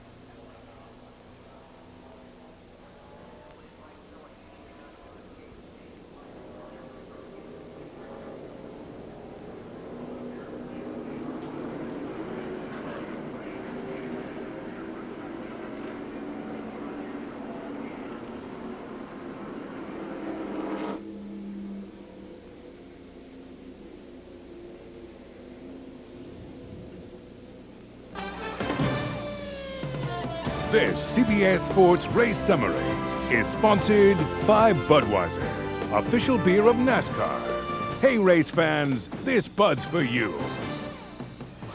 70 laps to go. 8 different leaders. Tony Stewart is the newest. 11 lead changes. 5 cautions for 22 laps have dropped the average speed now to 103 miles per hour. Curtis Markham, Joe Buford, Lyndon Amick in the garage area. And let's check with Ralph Shaheen, with the crew chief that made a sharp move right there, Ralph. Well, you know, Ray Evernham has made it a big story this season with changing just 2 tires in the late stages with Jeff Gordon. He's won a lot of races that way. Ricky Pearson, crew chief for Buckshot Jones, you like the no-tire stop, just fuel. Is that going to be good enough?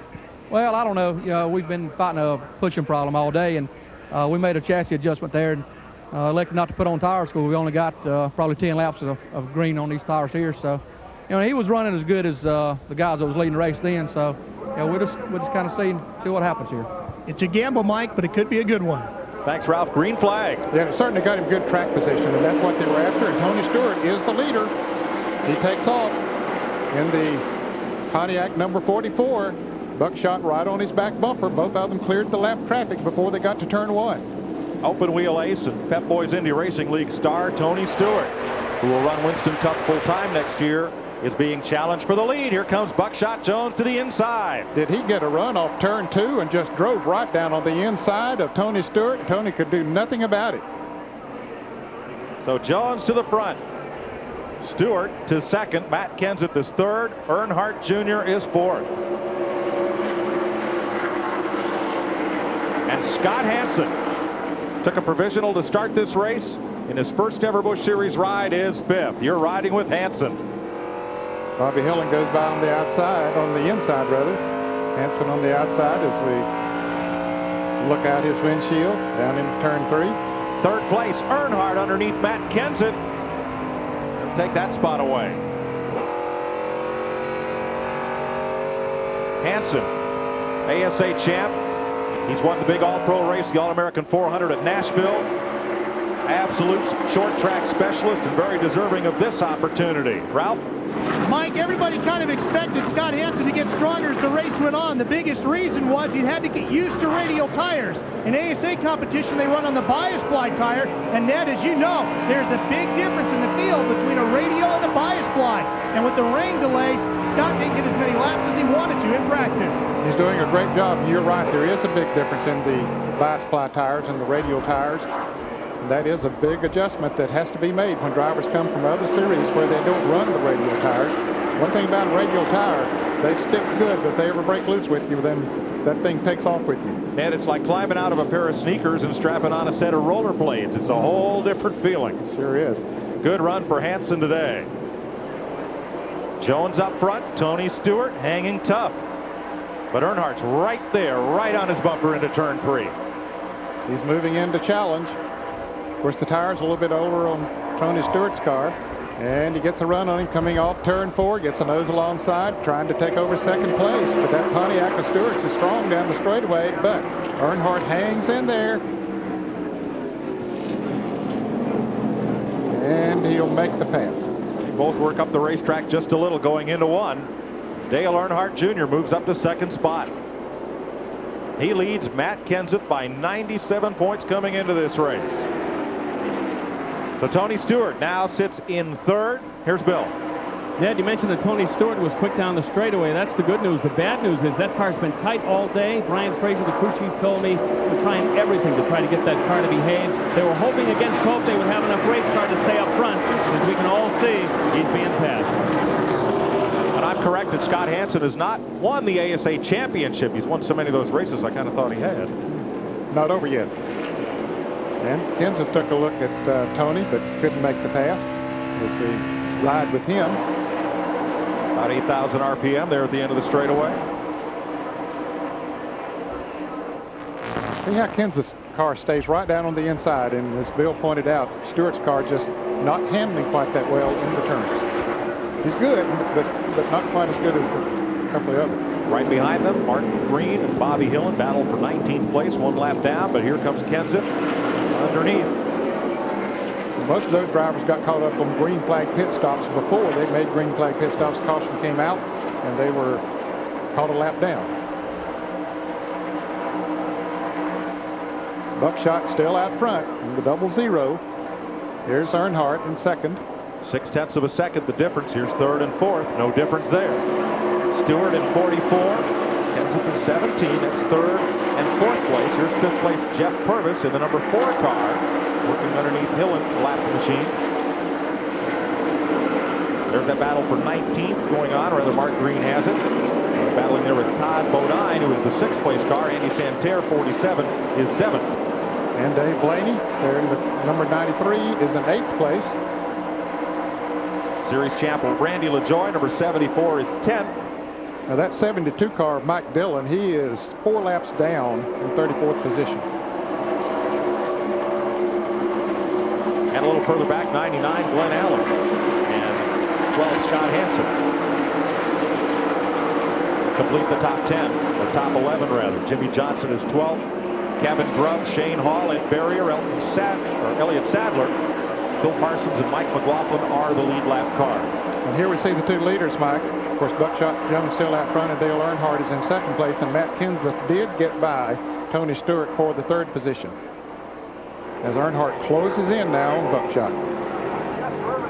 Well, that'll keep Kenseth and Earnhardt just 5 points apart. And Matt Kenseth is finding out what Mark Martin already knows. It's hard to gain any ground in the championship chase when the driver you're chasing for the title is either right in front or right behind of you. Not much of a points difference there. As you said, just 5 points difference in each position up through 6 positions. Then it drops 4 points for 6 more positions, and then from there on back, from 13th on back, is just a 3-point drop per position.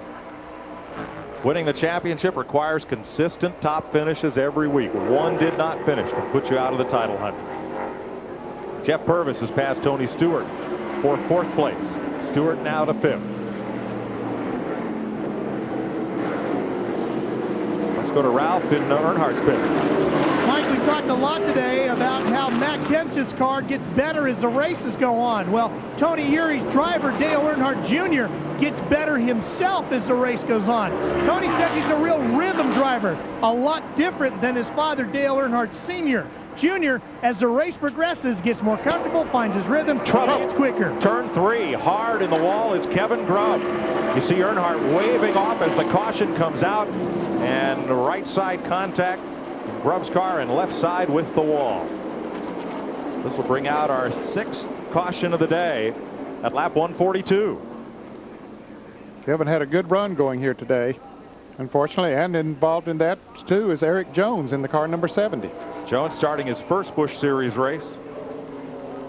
Grubb at age 20 and Jones at age 21 among the Generation Next. Let's show you first from inside Mike McLaughlin's car what happened.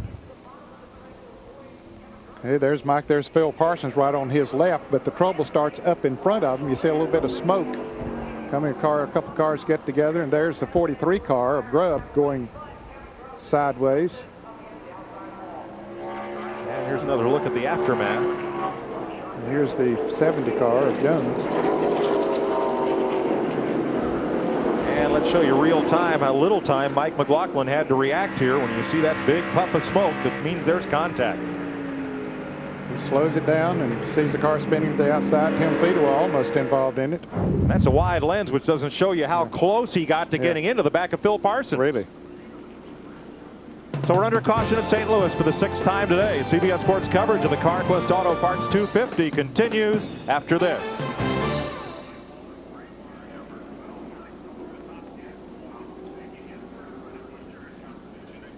Yeah, Steve. Yep. Okay. Okay.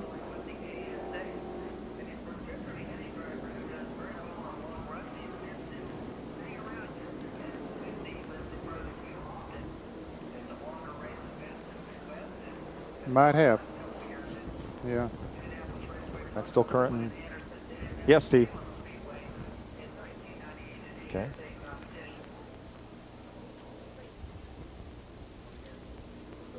No camera, Steve. We have no camera. Okay. Just wanted you to know that, you know.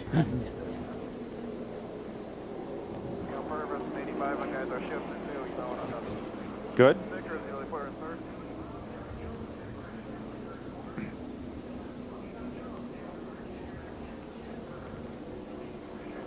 Okay.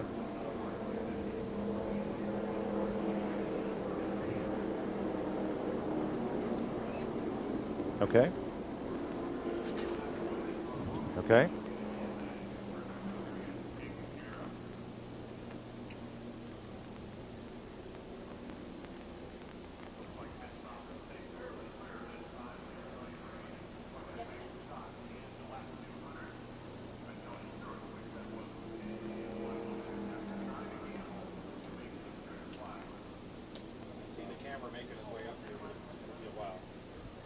Oh yeah, no, he's coming. He's halfway to the grandstand now.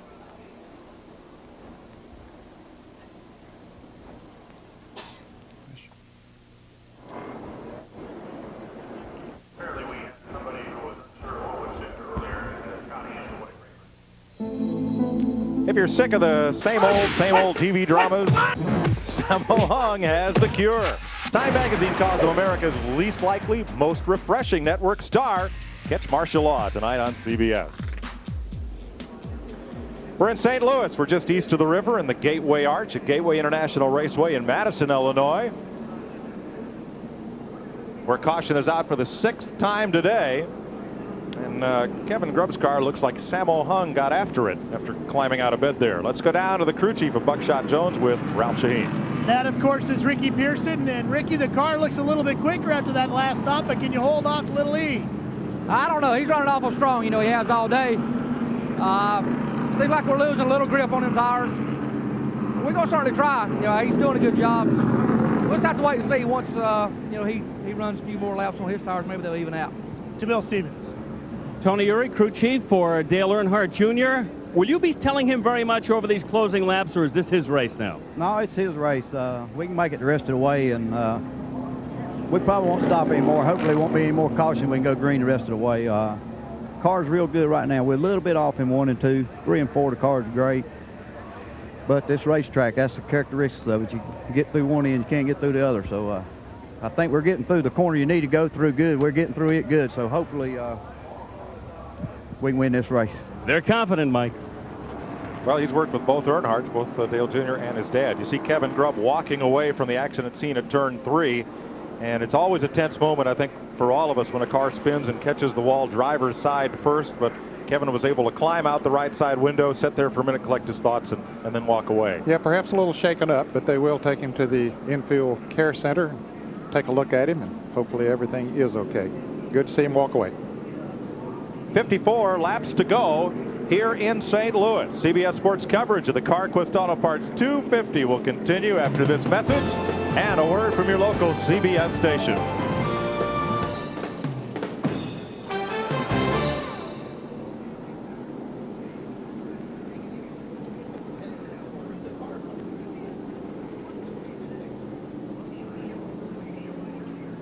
Yep.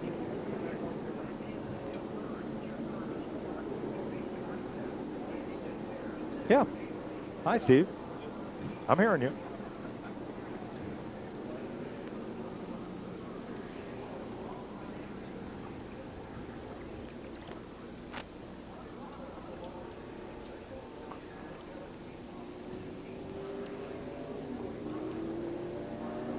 Okay.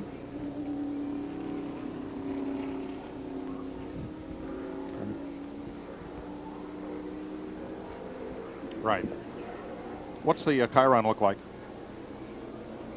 Just so I have an idea. Okay. Yes. Should we mention it's being run tonight, or should we just kind of leave that alone?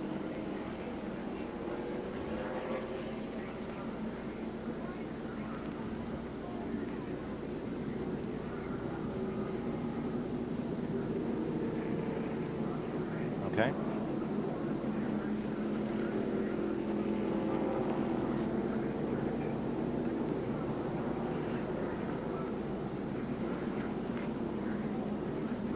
Okay.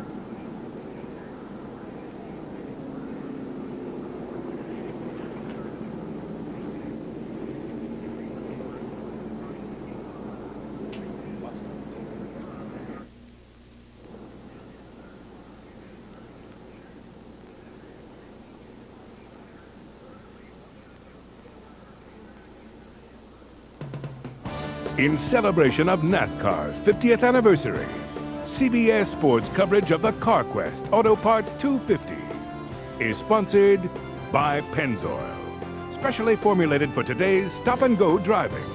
Stop, go, Pennzoil. Exide NASCAR Select, the official automotive battery of NASCAR. And by Wrangler, the Western Original. 53 laps to go here in St. Louis, the Carquest Auto Parts 250. Down in Daytona Beach, they're getting ready for Daytona at the speed of light, the Pepsi 400. And you'll see that Winston Cup race here on CBS Sports next Saturday at 1 p.m. Eastern Time. Welcome back to Gateway International in St. Louis. Mike Joy with Ned Jarrett. And Ned, last year a lot of caution flags, a very difficult race, but today, like we said at the top of the show, a very competitive race. A lot of leaders, and the outcome of this one very much in doubt. Yeah, I think the best might be yet to come. You got a lot of strong cars that have been running up front today and got shuffled around a little bit as a result of pit stops, but I think, you know, between Buckshot Jones and Dale Earnhardt Jr. and Matt Kenseth and Jeff Purvis and Andy Santerre has been running good all day, so there are 5 cars that any one of them could win it, maybe even some of those behind them. There are 17 cars on the lead lap, back through Scott Hansen and Elliott Sadler. Pit stops continue under this caution flag for the 43 car, Kevin Grubb, out of Mechanicsville, Virginia, that got up into the wall in turn 3. And he's taken the mandatory ride to the care center. Let's show you from Mike McLaughlin's car, again, what happened up at turn 3. Of course, they were going down the back straightaway. Here is McLaughlin. You see Phil Parsons' car number 10 right on his left, and then he sees the smoke up in front of him, so he knows something is happening as they start into that corner. A couple of them apparently got together, and Grubb spins to the outside, hits the outside retaining wall pretty hard. And then the car of Eric Jones comes along and gets involved as well as we get the signal for one more lap to go, and we'll go back to racing. Speaking of Eric Jones, he said that's his first Busch race here today. Sort of a rough weekend. Dale Fishline had been the driver of that car number 70, and he's in the process of trying to buy that team, and he wants to work out a 3-year deal to hire Eric Jones. He thinks the young man has a lot of potential as a race driver in NASCAR, and so they totaled the car out here in practice on Thursday, and now this here today. So it's sort of a rough weekend for them. Expensive weekend to be sure. Getting set for the restart. The cars on the lead lap lining up in the outside lane as we get set to go back to green. There will be 50 laps to go. Here at St. Louis, the USAC Silver Crown cars are here for their season finale as part of a Gateway doubleheader. 50,000 fans, nice crowd for Chris Pook and Jim McKaylee, and they're going to add 20,000 seats to this track next season. They can already seat about 60,000, and it's almost full here today. Great crowd on hand. See a few rows down near the bottom of the grandstands that are not totally filled, but there are a lot of people back here at the concession stands right now. They better get back out here because the green flag's about to wave. They better hurry. Bobby Hillen is in the number 8 car. He'll be trying to get back on the lead lap as we come back to green with 50 to go. He's lined up on the inside along with Mark Green, both 1 lap down. Buckshot Jones grabs a gear, gets going, and he has a good jump on Dale Earnhardt Jr. as they go to turn 1. He clears the lap traffic, and that's what you want to do. You hold your breath. The cars that are on the lead lap, in case fans are watching who might not be familiar with NASCAR racing in this series as well as Winston Cup, the lead lap cars start on the outside. Those are the 1 more laps down, restart on the inside. Jones with a clear advantage going into turn 3. Earnhardt has a mirror full of Matt Kenseth. Been the story all season. They've had a lot of good races, the 2 of them, as evidenced by how close they are in the point standings. And you can see how far Buckshot got ahead as a result of clearing that lap car. As we see Purvis now trying to get down on the inside of the 8 car of Bobby Hillen. It's funny though, Ned, as close as Earnhardt and Kenseth have run this year, and the 2 of them leading the points, in only 4 races have both drivers finished in the top 3. There to the inside, the 44 of Tony Stewart goes after the 4 of Jeff Purvis, chasing that 4th spot. Not going to get it this time. Let's join Bill Stevens in the garage. Mike, there's a look of Kevin Grubb's car, and it took a wicked blast in the left front. You can see the tire get crunched, the fender. As far as he's concerned, his crew tells me that he got his bell rung. He was woozy getting out of the ambulance. He went into the care center. We hope to get an update in a little while, but at least to get out of the car under his own power, and that's always a good sign. You see Buckshot Jones still holding the lead that he built up. He might have even built on it a little bit. After the first lap of the restart, he built about a 5-car length lead, and now he might even be a little more than that ahead of Earnhardt. Let's see, Ned. It was 0.66 seconds last time around. It shrunk maybe a 10th. It did. 0.567 that time. A 1/10 of a second around here doesn't mean much. Not when you're measuring that distance in just car length. When you're setting up to qualify, it means a lot. Yes. Oh, that's yes. 10 spots. Yes, but in the race, it doesn't mean quite as much. Of course, if you do it every lap, then it does mount up. And you can see Earnhardt is beginning to move in a little bit closer on him now. Leaders single file. And Earnhardt is closing it down on Buckshot Jones. He's taken another 10th out of that lead. 0.43 seconds this time by. And while he's closing in, they're putting a little bit of distance on the 3rd place car of Matt Kenseth. Of course, it's been well documented here this afternoon that Kenseth's car seems to run better the longer they run on green flag laps. Yeah, he's certainly hoping for a caution-free run the rest of the way. Randy LaJoie just passed Todd Bodine, and that will change 8th place. 17 cars on the lead lap. Scott Hansen is the last of those. And 46 laps, about a quarter distance left to run.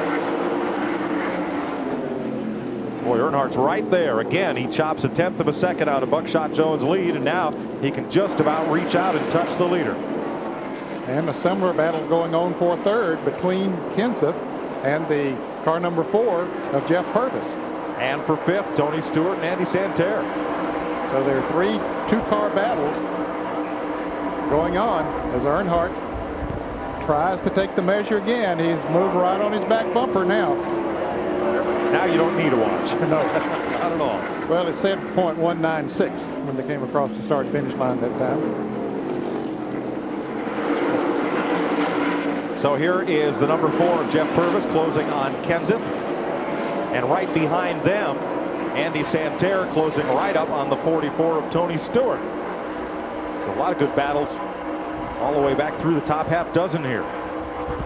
You see the 4 move in a little bit closer on Kenseth, especially in turns 3 and 4. Looks like Noah's Ark, Ned. They're 2 by 2 for the first 6 spots.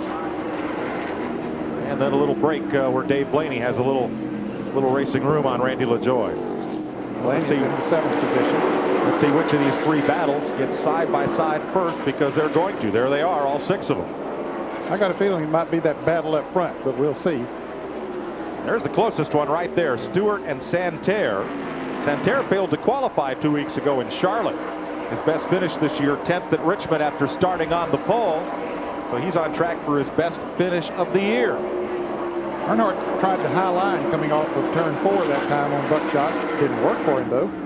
any better than the low line. But you got to try those things. You got to take a look at where he's running and where your car might. You can see if you can get a bite up there and get some traction off the turn. But you just try different things and see if he has a weakness and try to capitalize on it. So the story's the same, 2x2 for the first 6 spots, and then Dave Blaney is starting to close in on the Tony Stewart-Santerre battle for 5th. Here's Earnhardt, slides the car off turn 4, trying to get the lead. You wonder if the lap before, if it was a setup, tried to pass him on the high side, and this time he went to the low side. And Buckshot's car washes up the track just a little bit. Earnhardt gets the nose there, but he can't get the traction he needs off that short turn 2. No, Buckshot came right back down with him to close the door. And it's still 3 pairs of cars for the first 6 spots, all nose to tail. And they're all staying about the same distance apart. The second and third place battle about the same or third and fourth as they were before. They just can't close on them. For more on Buckshot Jones, the race leader, here's Ralph. Well, Mike, remember the one thing they fought all day is what you're seeing right there, a big push in that 00 as he goes down into the corner and he turns that wheel. The car does not want to turn to the left. It just wants to go straight up the racetrack. Buckshot has to wait for those tires to catch, and then finally it will come through the corner. So apparently that push not completely out of the car yet. Thanks, Ralph. Coming hard, the 47 of Andy Santerre. Santerre gets underneath Tony Stewart. He takes over 5th place. For more on Andy Santerre, here's Bill. They're very happy with Andy Santerre's car. In fact, crew chief Nicholas Short told him, just play it cool, save the tires. With about 20 laps to go, Andy Santerre will probably make a run toward the front and hope there's room at the table when he gets there. Santerre is 5th, now Stewart is 6th, and Dave Blaney a fast closing 7th. There they are from 5th on back. The lead is close. Earnhardt is right there, right all over Buckshot Jones and looking for the lead. We'll be right back.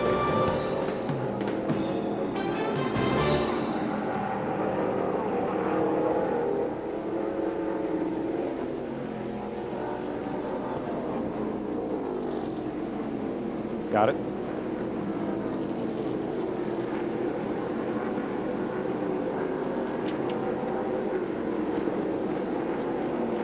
Those third and fourth place cars had stabilized at about 1.7 or something, but now they've lost a bit of ground. Okay. The battle's, Kathy's going to be 6th from 44 on back. You're going to have 4 cars in it when we come back, I think. Nice show, folks. Good, you know, they're not passing a lot, but we're getting what we get. No, that's okay. We're getting what we get. I know. Well, you better sell more. Yeah. I know. The fans don't want it. No, not too much. Okay. The leaders are continuing to pull away from Kinsey.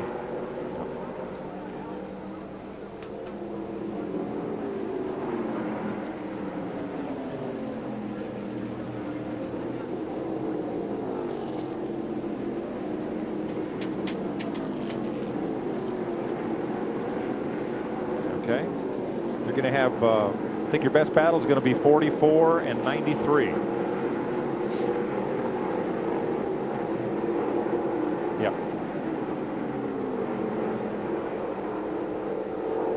Yep. Yeah, just keep switching around on us. That's great. More the merrier.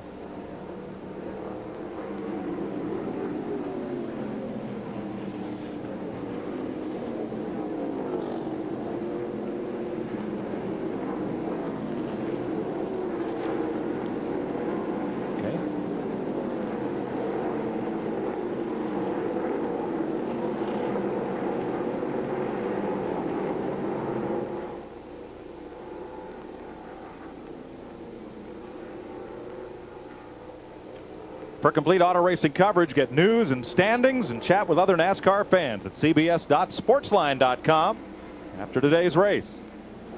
Buckshot Jones leads Dale Earnhardt Jr. The margin is just a car length. Matt Kenseth, Jeff Purvis, Andy Santerre, and Tony Stewart has his hands full of Dave Blaney right now. Actually, Buckshot has pulled away a few car lengths here in the last couple of laps. Mike, when we went to commercial, Earnhardt was right on his back bumper, but couldn't do anything with him. And we mentioned a moment ago that that the third and fourth place battle was staying stable with the front runners. No more. They were about 1.7 seconds behind. Now they're about 3 seconds behind. So the front two of Buckshot Jones and Dale Earnhardt Jr. are pulling away from Matt Kenseth in third. Randy LaJoie moving up. Here's Tim Fedewa battling Bobby Hillen. That's the battle for 18th position. 1 lap down, and here's Randy LaJoie on the outside of Todd Bodine for 8th. Makes the pass.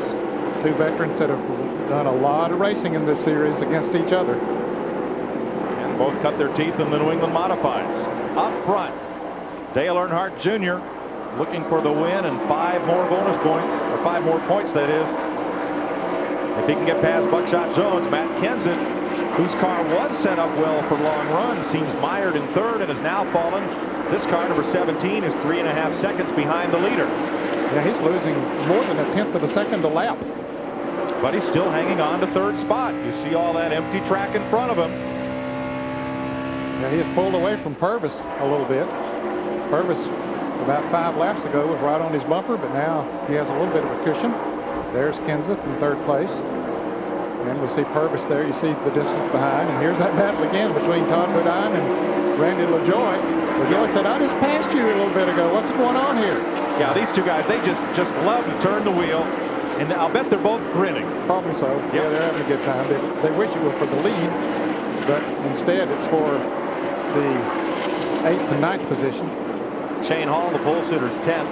Glenn Allen, 11th. Ed Berrier, Mike McLaughlin, Jimmy Johnson, Phil Parsons, Elliott Sadler, and Scott Hansen are the cars on the lead lap. Up front, lead battle, and it's down to 2 car lengths again. He's moved back up. You wonder if Earnhardt might have just backed off a little bit and cooled his tires and sized him up and say, okay, let me make another run at him. Here's Earnhardt, and there's the gap. It's just 2 car lengths, or about 0.3 of a second on the stopwatch. Now 3.5 seconds behind them before we get to number 17, Matt Kenseth and Robbie Reiser's Chevrolet. Then in 4th place, there's Jeff Purvis. He is only 0.6 of a second behind Kenseth. From here, it's about 1.2 seconds back to Andy Santerre. And Andy's got a little breathing room on what I thought would be a battle coming back between the 2 open wheel stars, Tony Stewart and Dave Blaney. And that battle is shaping up. Tony Stewart in the number 44, Blaney in the number 93. And Blaney has closed in on Stewart. And they're going to stay just about 2 car lengths apart. And if Blaney looks in his mirror, about another 12 car lengths behind them, he's going to find Randy LaJoie and Todd Bodine have broken off their battle, and they're trying to catch those 2. There's LaJoie in the blue 74 and Bodine in the number 30. Back up front, still Buckshot hanging on to about a 4 car length lead. And that's smoke from his car. Yes. A lot of smoke from Buckshot's car, and I don't think that's a tire rub or anything, Mike. That's way up either front gearing or motor. Earnhardt backs off. He said, I don't want to get involved if there's oil or grease or something coming out of that car. He's going to have to be careful, Ned, and he doesn't spin in his own liquid there.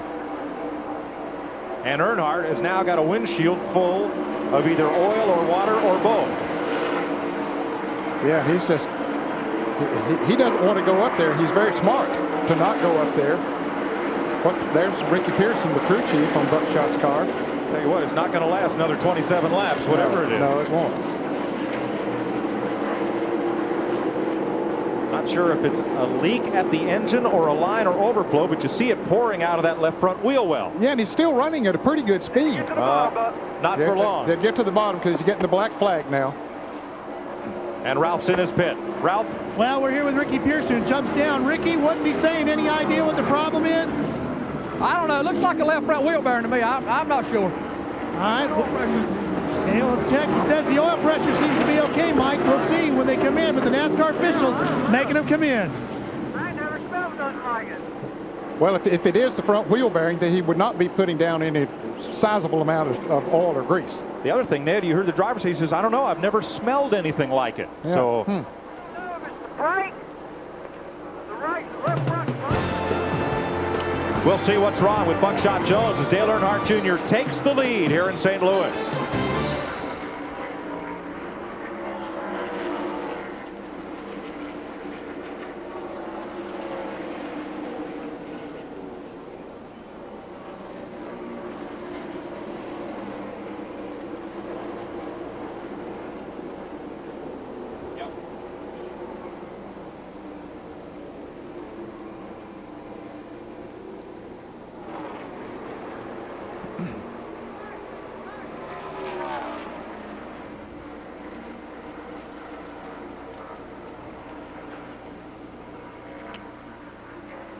We're going out of this to the studio.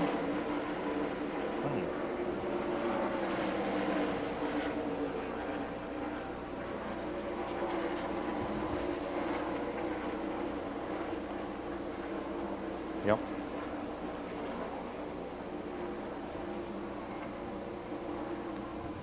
Look at all the oil.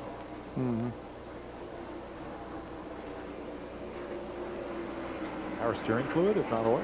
That might have smelled different. Yeah. There sure was a lot of it for being sure power was. steering fluid. Yeah, They don't carry yeah. that much of that. I don't know. It could be braking, but you got stopped okay there when you came into pits, didn't you? So brake line wouldn't be broken. No, and it sure wouldn't make all of that mess. That's a nice shot, Kathy. We can speak to that before we go to rock. Put the tire back on. Yep. They got all in it. Oh. Yep.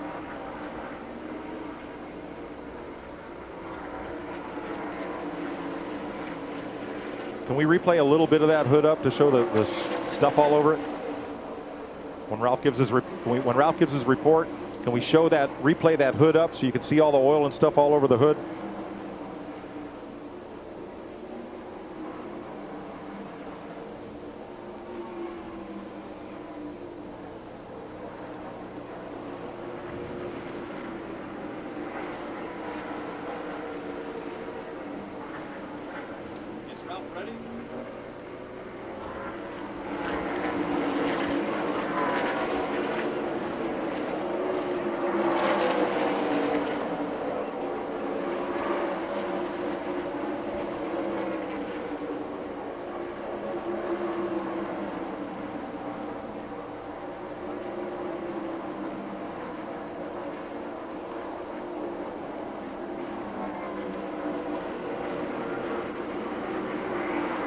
Tim, it's getting down to crunch time. 20 laps to go here in St. Louis. Buckshot Jones has gone back on the track. Still a bit of smoke from his 00 car. Here's the leader, Dale Earnhardt Jr., and there's a look at Jones.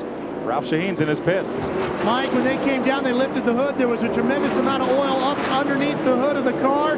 Apparently what happened was an aluminum oil fitting, as you see on the oil on the underside of the hood, an aluminum oil fitting on an oil line got hot, expanded, and backed off. That opened up the line. The oil came out. They fixed that. He is back out, Bill Stevens. When Buckshot had that problem, they immediately told Dale Jr. from his pit to back off. They were concerned about vision. They knew something was leaking out. He did it, and he preserved his vision. He says he can see fine. It won't be a problem. There was a lot of smoke because a lot of that leaking oil, instead of flowing back onto Earnhardt's car, was going onto those hot exhaust headers and burning off. So Earnhardt's vision is apparently not too blurred. Buckshot Jones led for 43 laps today. But that was a very smart move on Dale Earnhardt Jr.'s part to back off and not get up there and get his vision, the windshield all covered up so that he couldn't see that well. When that happened, you know, we had talked about that they had a 3-second lead over Matt Kenseth, who was running in third place. Well, that got down to a 1.5 seconds when Earnhardt was slowing down. But now Earnhardt has built it back up to a 2.46 second lead over Kenseth. Let's show you what that looks like. Here's Earnhardt, left side of your screen, number 3. There's Matt Kenseth, just now coming into view, the second place car, number 17. He has 1.7 seconds. On the 4 of Jeff Purvis, he sits third. That car, Blaze Alexander. There's Purvis, the third place car. The James Finch Chevrolet. Joe Bessie is laps down. Next in line is the 47 of Andy Santerre, the fourth place machine. Joe Bessie 7 laps back, and here's Santerre going past his fellow lobsterman from Maine. Santerre's telling me yesterday they race lobster boats in Maine. Really? 40 footers. Dave McMaster, who builds those motors, says one of them is powered by an 1,100 horsepower Cummins diesel. I guess if you put an engine on it, they'll race anything. I guess so. As long as they've been making motorized vehicles, there's been racing. There's Santerre, who is running in the 4th position. He's having a great run here today. If he stays there, it'll be his best finish of the season. He is leading the rookie points for 1998. And there's the man that's leading the point standings and leading this race. Ned, when he cut his teeth at Caraway and Hickory and some of the shorter tracks in a late model, did you get to see him run much? Not a great deal. Would get to see him occasionally when he would come to Hickory, North Carolina and race. But would read about it and hear about him. He was good. I don't think he had the best car out there a lot of times. Dale Earnhardt made his children. You mentioned earlier in the broadcast that 3 of them, Kelly, the daughter, had raced some on the short tracks around the Carolinas there. But he said, okay, here's some cars. You go out there and see what you can do. He didn't just hand them everything on a silver platter and let them go ahead. He made them earn their way up in the sport, and I think that's good. He just passed his brother, Kerry. Older brother Kerry has spent some time in and out of the garage in his 39th today. 14 laps to go. And 6 wins already. There's a lot of racing fathers have done that with their sons. Said, you're going to work on these cars and learn what they're all about before you drive them. Did you do that with Dale and Glenn? Yes, absolutely did. And it's the best way to do it, because they need to learn about those race cars, what makes them tick, what they need to tell the crew chiefs when they come in when there's something wrong. Look at all that paper flying around on the track out there. Of course, that wind is still blowing. In fact, it looks like it's picked up. Yeah, it's about over 30 miles an hour now. Yeah, let's not forget the Jarretts are a great racing family. Ned, 2-time NASCAR champion. Dale chasing a championship. Glenn had some success in late model sportsman and Busch Series racing. Now Jason. So another 3 generations of racing stars. Well, it's nice to have the family involved. The sport of auto racing has been good to the Jarrett family, as it has been to the Earnhardts and the Pettys and Allisons and so many names in the sport. It's been a big family sport for many, many people. So Dale Earnhardt Jr. now has a 2.7-second lead on Matt Kenseth with 12 laps to go.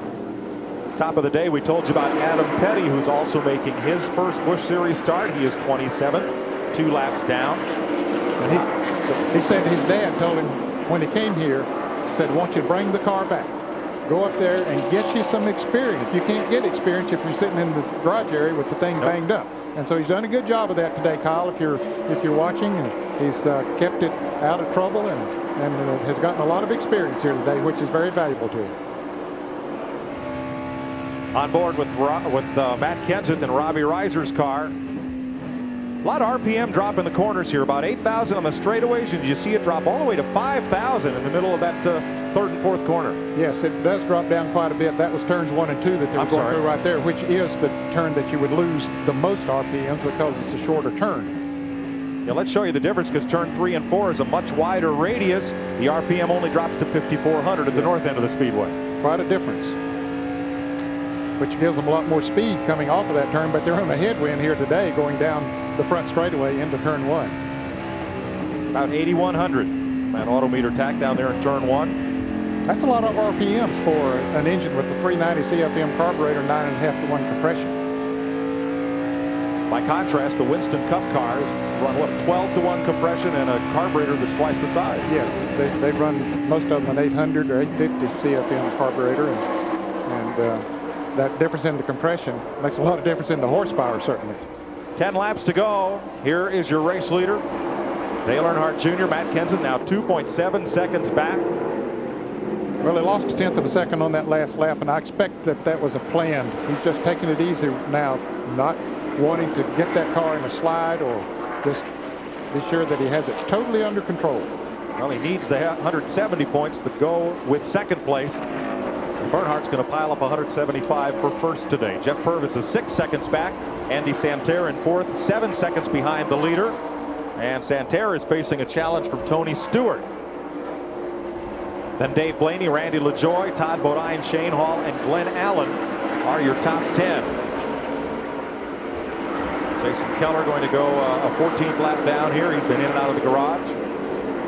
Yeah, he was involved in an accident earlier in the day. Jason Keller finished second a year ago here at this racetrack. And let's look at this battle for 4th place. Andy Santerre was just a couple of tenths ahead of Tony Stewart, but now Stewart has got to fend off Dave Blaney. Good race there from 4th through 6th position. There you see all 3 of them on the screen. This will be the action as we come down to the final 7 laps here in St. Louis.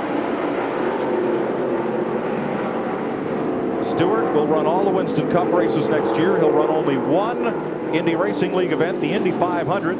He said he's had feelers out from all the top teams, doesn't know who he'll race for at Indy next year, but he'll be there. And we see the 00 car, Buckshot Jones.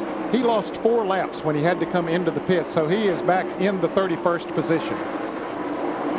Tough break for Buckshot. Yep, oil line or oil line fitting coming loose. Buckshot Jones tightened it back up, sent him back out. Costly. Perhaps cost him the win today. Earnhardt Jr. has lengthened that lead a little bit on the last few laps. I'm sure that Matt Kenseth, with a good lead over the third place car of Purvis, has said, hey, I can't catch him. No point in me taking any chances, so I'll just ride her out from here. Ned, he's 24 years old. When I first saw him race, he was about 20. You could see some raw talent there, but you really had to wonder if it would ever mature. And in just the last year and a half, I think largely due to Tony Urie's influence, he has solidified into a very smart, very heads-up, aggressive when necessary driver, but really driving within himself and the car's capabilities. And the proof of that is that he is perhaps headed to be the series champion this year. I agree with you. I think the influence of Tony Urie has been a large part of where he is today in this sport, and he certainly gives him a lot of credit, and justly so.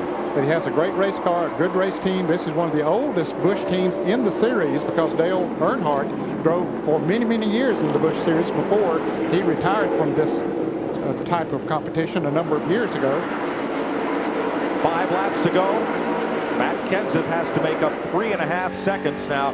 The interval has lengthened. It has. Over the last 10 laps or so. So Kenseth is still 4 seconds ahead of Jeff Purvis for third, but he's trying to hold on to second place money, second place points. Want to catch him at the next race. Kenseth driving for Robbie Reiser, also out of Wisconsin, who was a Busch Series driver for a season and then reverted to the car owner role. And he has found a sharp young driver in Matt Kenseth. But this year, they don't get any sharper than this fella right here in his, I say his dad's trademark number 3. That backslant number 3 belongs to Richard Childress, who owns Dale Earnhardt's Winston Cup team. But you see all those 3s on the hats and pickup trucks and T-shirts, and those are folks pulling for Earnhardt, whether it's Dale or Dale Jr. Yes, you see a lot of those T-shirts now among fans that has Junior out on the side, and that's not a black car. That's a dark blue car that we're looking at here. Of course, Dale Sr.'s car is black on the NASCAR Winston Cup circuit. I'll have to ask you a question that Dale Earnhardt's going to hear pretty soon, and that is, was it tough to get used to being called Dale Jarrett's dad instead of Ned Jarrett Racing Star? Well, I tell him that he's going to make me famous one of these days, and maybe Dale Jr. will make Dale Earnhardt Sr. famous. No, he's already one of the most famous athletes in the world, Dale Sr. is, but I'm sure he's very proud of this young man and where he has come in, as you said, a very short period of time. And he should be. Here is Dale Earnhardt Jr. to take the white flag last lap here at Gateway International Raceway outside St. Louis. Matt Kenseth is now 3.3 seconds back. Jeff Purvis has fallen to 8.6, and he may fall into the clutches of Andy Santerre in this final circuit. Tony Stewart holds off Dave Blaney by a narrow margin as Earnhardt rolls it off into turn 3. And if he wins this race, he'll have a 102-point lead, and it looks like he will. 37th career Busch Series start, 7th victory for Dale Earnhardt Jr. Matt Kenseth comes across the line in second. Jeff Purvis for third. Fourth, Andy Santerre, and by just 1 car length, Tony Stewart holds off Dave Blaney on the final spot in the top 5. Blaney will finish 6th. LaJoie will finish 7th. Shane Hall will finish 8th. Todd Bodine dropped back to 9th. And Glenn Allen in 10th position. Matt Kenseth dropped the net, gave a wave out the window to Dale Jr. Today's your day. We'll get you next week. They're good friends. They have become good friends. Of course, they grew up in different parts of the country and racing in different series, but now that they're racing here professionally, they've become good friends. Funny, Kenseth's car is sponsored by an internet company, and I've seen Dale Jr. spending a little time on the internet as well when his schedule permits. Everybody on their feet as Dale Earnhardt Jr. heads for Victory Lane here in St. Louis. We'll be right back to Gateway International Raceway after this.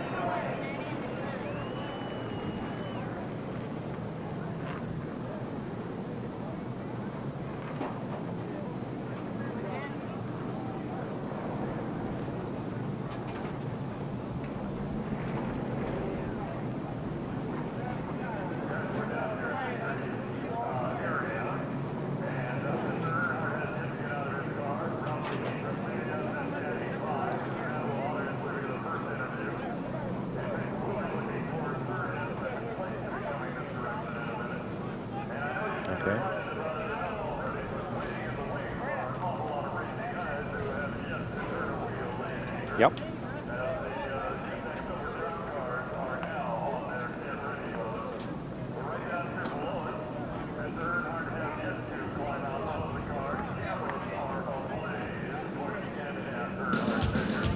Okay.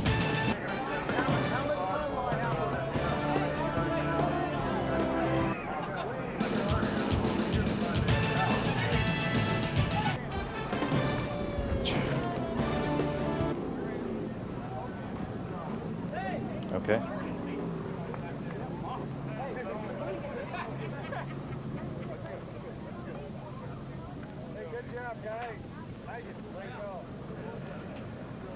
Good.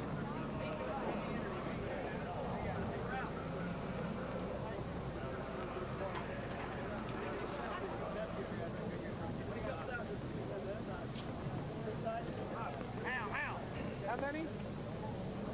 Okay. Welcome back live to the Carquest Auto Parts 250 just outside St. Louis. Coming up next, college football, NASDAQ college football on CBS Sports. You'll see Auburn versus Florida or Syracuse at Boston College. Now, the Pepsi 400 is being run tonight in Daytona Beach, and you'll see a special encore presentation next Saturday at 1 p.m. Eastern Time here on CBS Sports. Now let's go down to Victory Lane. Here's Ralph Shaheen. All right, climbing out of the car for the 7th time in Victory Lane in 1998, Dale Earnhardt Jr., and he douses the crew in Victory Lane here. He's got them all soaked. He's going to go for one more bottle of Gatorade on the crew before he'll come down here and talk to us. He got Tony Uri pretty good there. Tony's been a big part of your help in winning this year, hasn't he? Yeah, man. I mean, that man right there is the best. He keeps this team together. He demands respect, and he really making us all grow up pretty fast and be, you know, he's making men out of all of us. He's just doing a great job. Tony Jr. and all the other guys, man, they're all making good calls and building good shots and building good race cars. We got to tear that motor down. So it's going to take us a while to get home, so maybe old Dad can talk him into holding that race off for us because we won't get home and watch it. Well, your hood and window have a lot of soda on it right now, but did it have any oil from Buckshot Jones? He was putting down just a little bit, but that brake fluid doesn't last long. Another lap or two, we done wore back off. First lap or something hit the windshield, knocked the post out of the windshield, and it's carrying on. I didn't know if it's going to stay in all day, so just kind of keeping an eye on that, and it's running real hot there early on, so we had to take some tape off of it. And I thought Matt had the better car of the both of us, but we made an adjustment on the last stop. We talked about it, and it really helped the car. And I want to thank AC Delco, of course, and all those sponsors, Coca-Cola and Burger King and everybody. You know, we're pretty happy. It's been a great year. Well, you're getting down near the end of the season. You got Matt Kenseth chasing you. You hold ground here today. When do you start watching points, or you keep racing for victory? We're watching points now, man. I swear, this is wearing me out. I can't sleep at night. It's tough. So we got to run wide open to the very end. That's the only way the fans want it anyways. Well, let's check in with Bill Stevens. Second place finisher, Matt Kenseth. You were all over Dale Jr. today. Not quite enough. Well, we were having a real good time out there. It's just, it was backwards at the end, you know. That's the best we could get. I mean, really, Laco Chevy was good. We were real balanced all day. That was the best we were. We're real good on long runs. It's just he had a faster race car than us, and plan to do something about that when we come back next year. But I couldn't ask for anything better. We had good pit stops. There was no more adjustments we could make to make it any faster. I was just as fast as this car was going to go today, and he was better. We had a good time. You know, we definitely would have liked to win, but that's the best we ever run at a flat track all year long, and Robbie and the guys worked really hard for it and tested a lot, and it paid off. And you had a good time because you and Dale are pretty good friends. Yeah, we had a good time. You know, he passed me a couple times. I passed him a couple times. I just wish the last pass I would have passed him. I would have had a little better time. Let's get with Jeff Purvis right here, third-place finisher. Hey, last few races, the old guy here. You've been a terror. Not quite good enough, though. We need to step up the pace a little bit. You know, I hated that I, had to sit out so many races because of Lance, our great sponsor, and I hate it for, the Phoenix Racing Team. But, we've got some good race cars, and right through the middle of the race there, we had a little bit of radio problems, and I was having trouble communicating with the team, and it just it set us back a little bit. I wasn't as good through 1 and 2 as I was at the very first of the race, and, we just need to work on a few things. We'll be there. String of top 5 finishes in the last 4 races. This guy, somebody to watch. Mike? Well, he's 39 years old. He's not yet old, but when you're racing against 20 and 22-year-olds, I guess it's a way to look back. Dale Earnhardt Jr. is the winner here in St. Louis. We'll be back with more coverage from Gateway International Raceway on CBS Sports after this.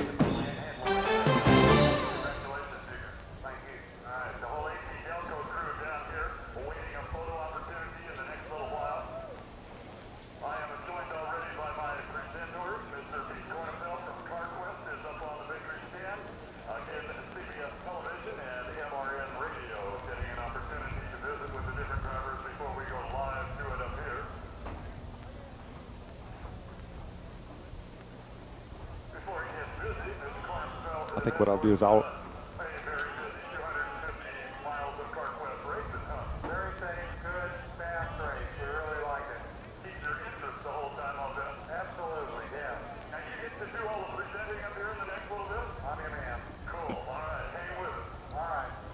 Panic close. Okay. Yep, understand. Yep. Yep. Got it.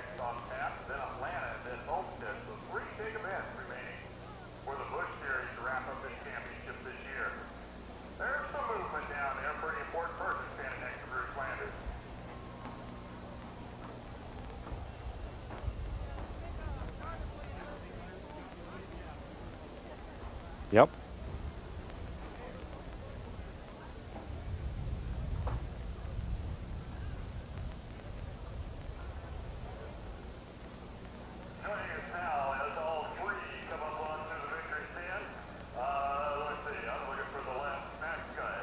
I think what I'll do is, how about if I just run through the top 5, and then we maybe let the rest of the rest play and make whatever comments as we go along. That'll give us our final thoughts as that runs. Okay.